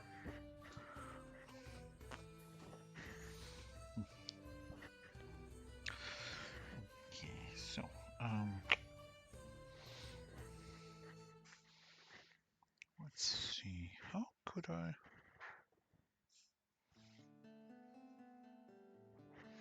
Maybe if I move them a little bit like this, still. Yeah.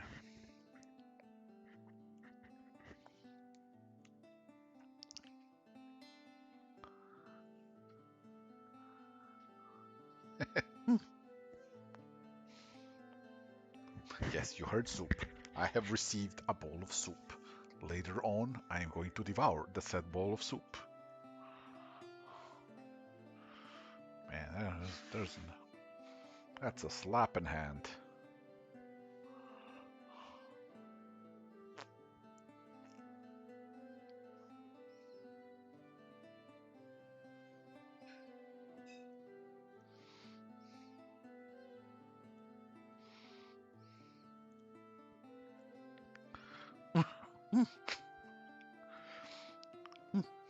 I love this whole scene.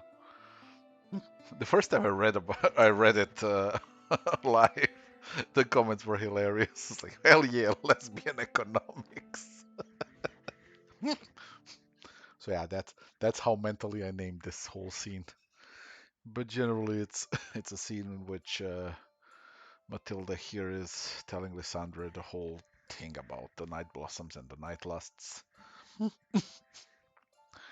as she's about to have to make a decision where she wants to take things.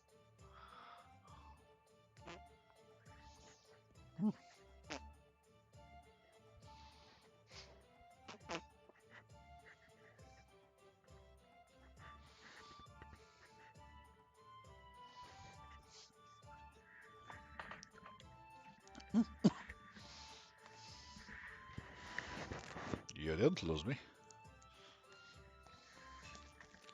Oh wait, did no? For a second, I thought the whole stream crashed or something.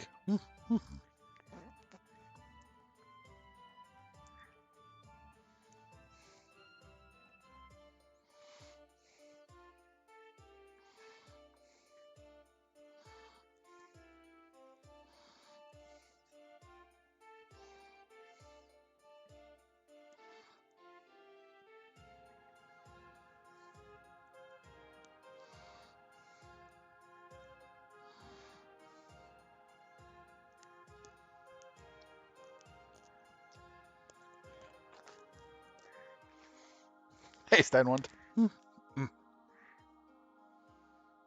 Okay, let's see. Should be something like that. This should work.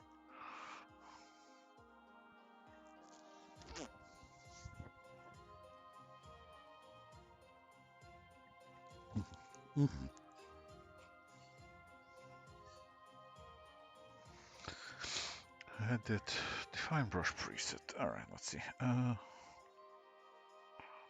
Shape, shape dynamic. First things first. Let's rotate it by 90. space it out, shape dynamics, direction, jitter it up a little, round this up a little. No.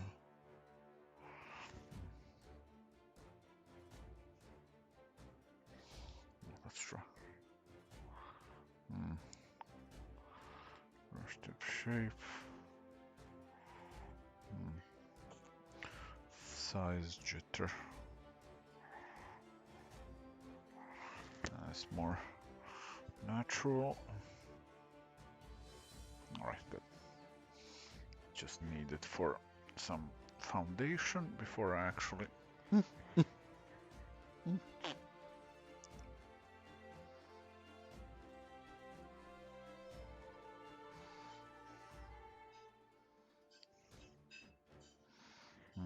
no, this is too dense. I should probably thin it out.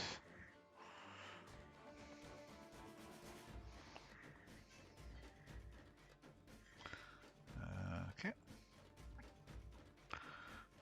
Edit clear.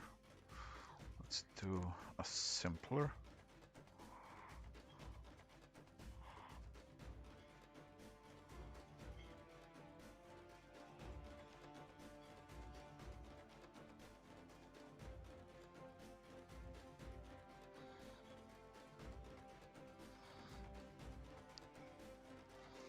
Some chaos added.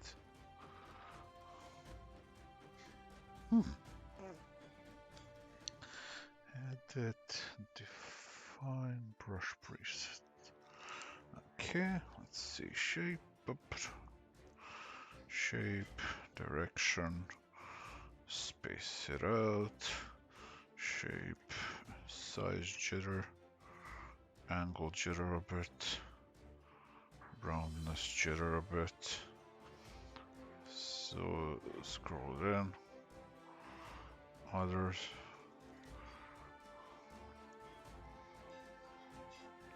Okay, good. That should work better.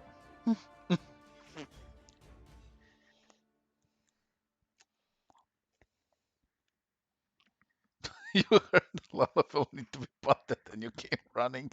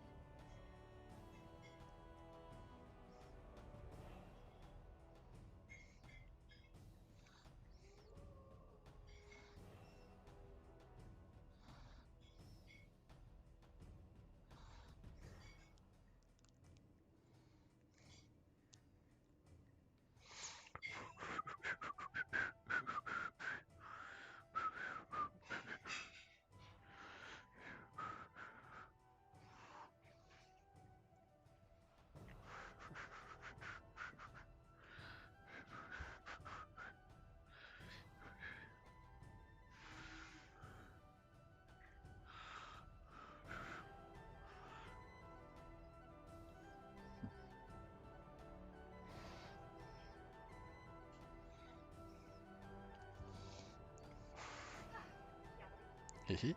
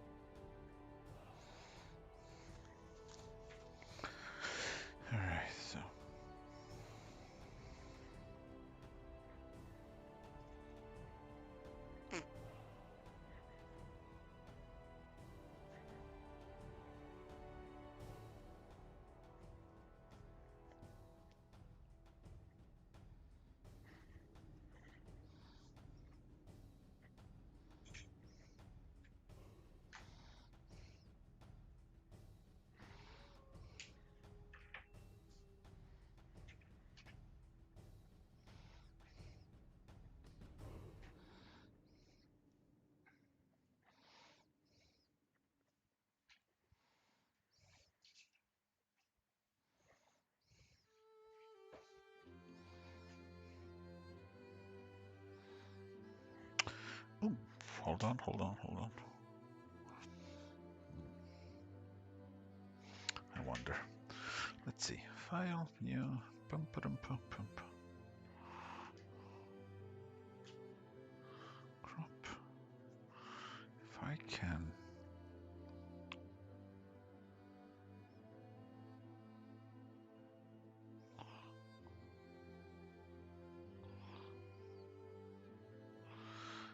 Edit.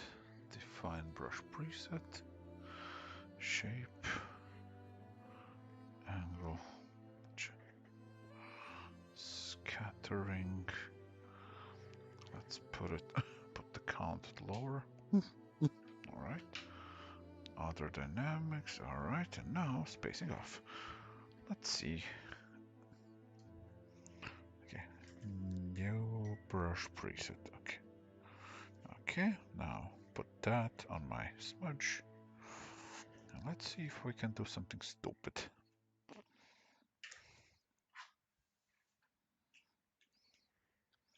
File save. Oh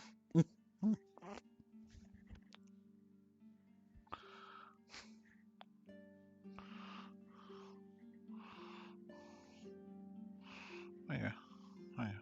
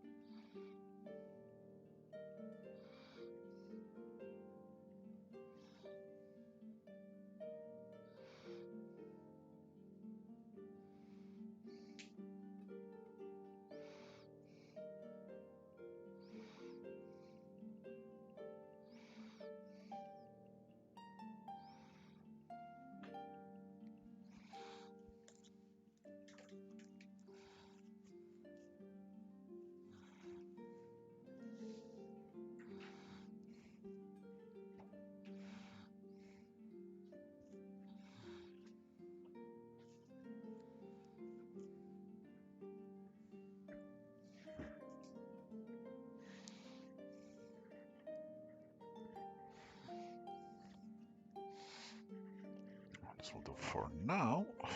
I'll still go. Here on all of them is gonna take so many fucking passes. It's gonna be annoying. So I gotta do it.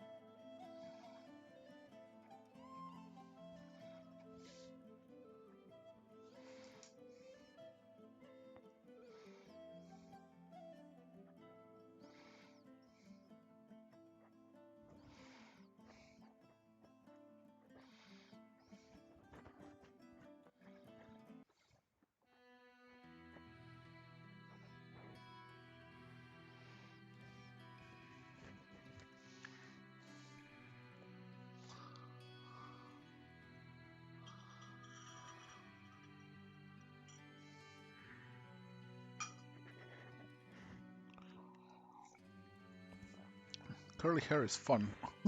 It's just more challenging to detail because a lot of light shifts. Straight hair tends to kind of have very straight linear light shifts over it, so it just kind of, circles around. While curly, each curl has its own set of light and shadow shifts, and that's where you kind of have to render a lot.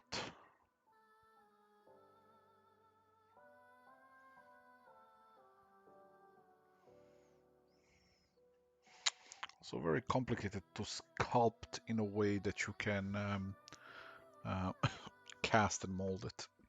Like, sure, you can just go nuts and add all the curls and all the details, but like if you're doing something for production, it's a little bit more complicated.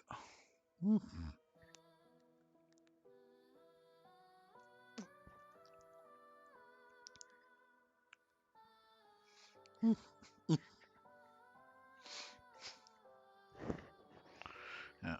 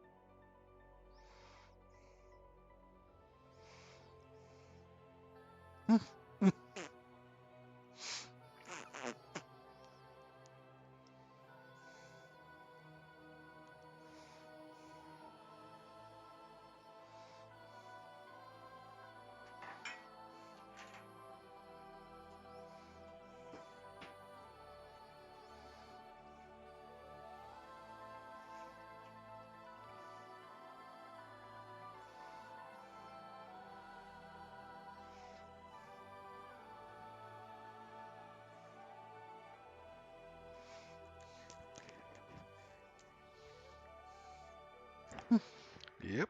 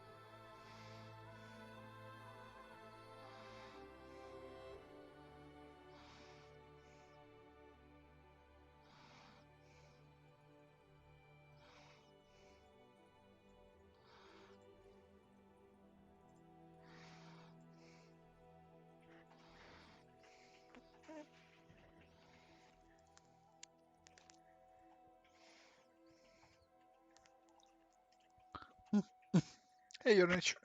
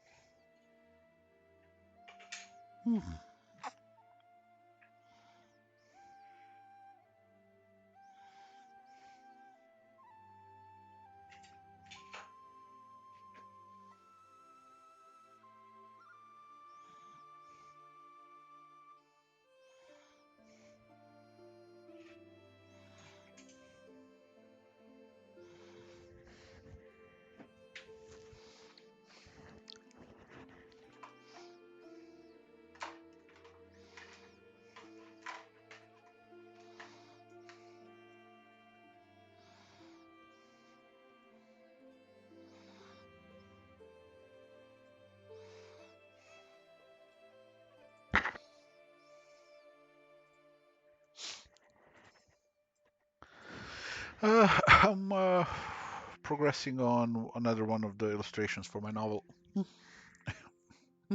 because I want at least the ones that I have to catch up right now to what's written so that that part is predominantly done.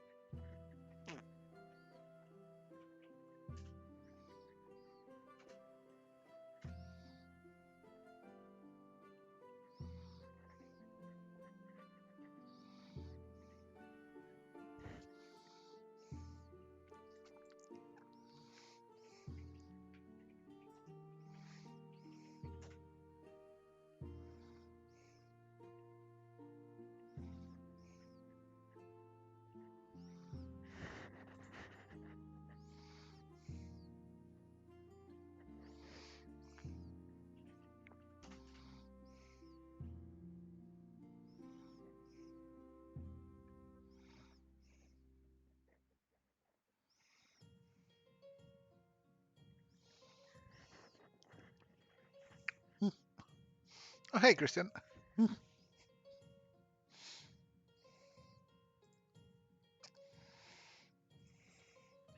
Yeah, Red Queens were fun.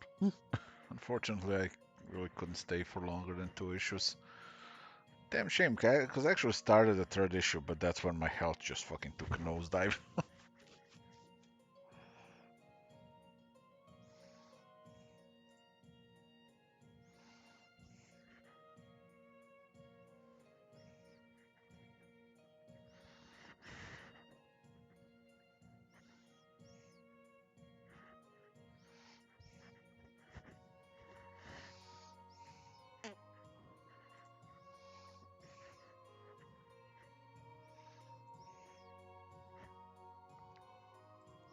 Betty was the best, yes.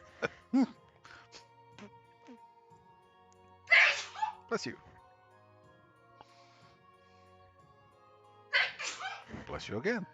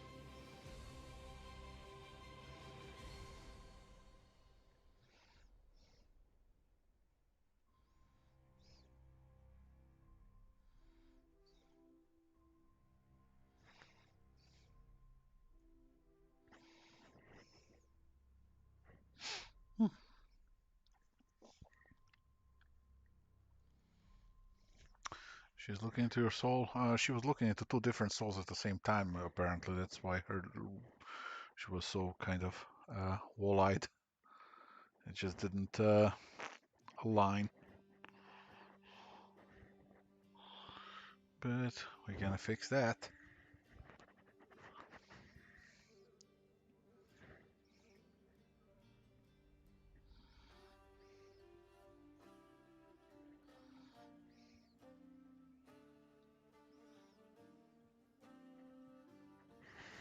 Hmm.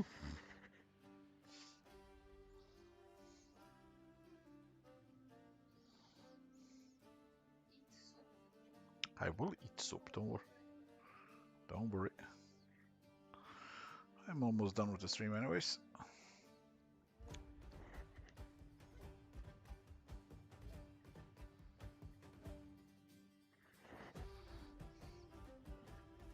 Hmm. Thanks, Out of Sight.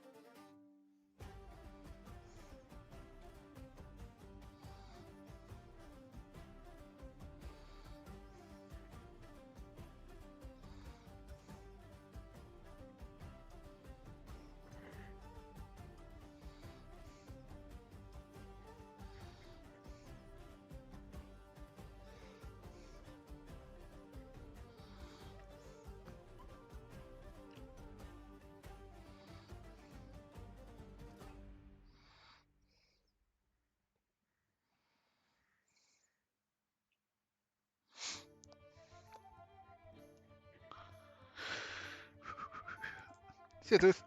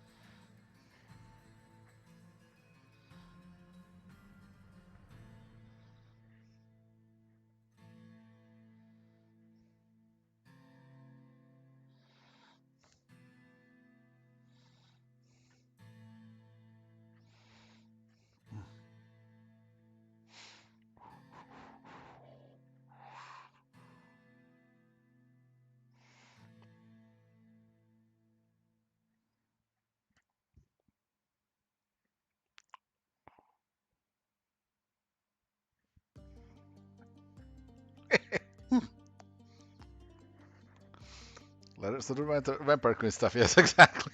Hey, Jessica. Hey, Axios. No, Agios. I almost said I almost said existential.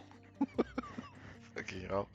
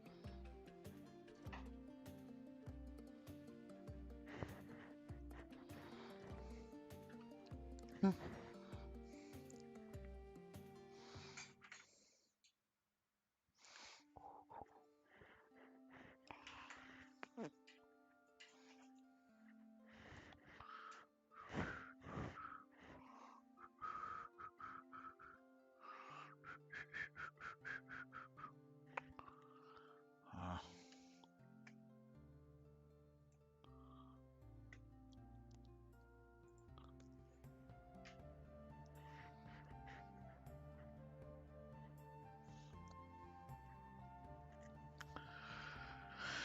dun, dun, dun, dun, dun, dun, dun, dun, dun.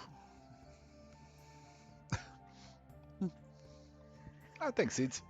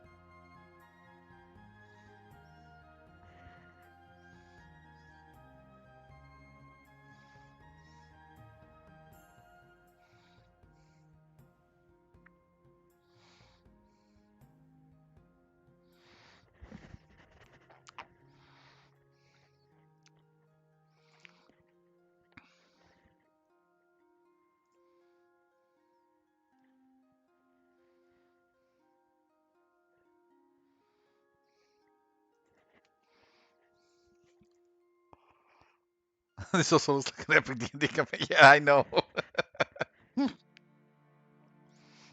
Roll initiative.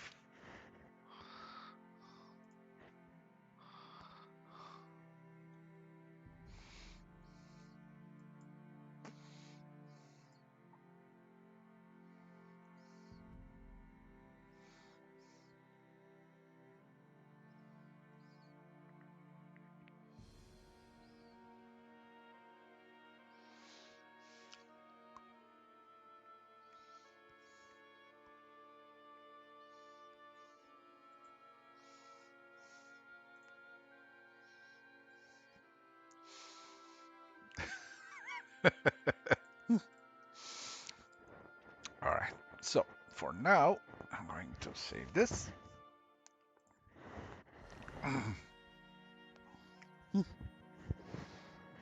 going to. Don't need this anymore right now. No. What's this? This is Sean. No. This don't need it. This one I did nothing for that today, but it's fine. This one's nearly done anyways. This one's the big one that needs a lot of work just because of the sheer amount of people, and there's gonna be stuff on the table and just fuck ton of details, stuff hanging off the ceiling beams and all that. It's just gonna be a very busy illustration. But it's kind of like the one with Rudd.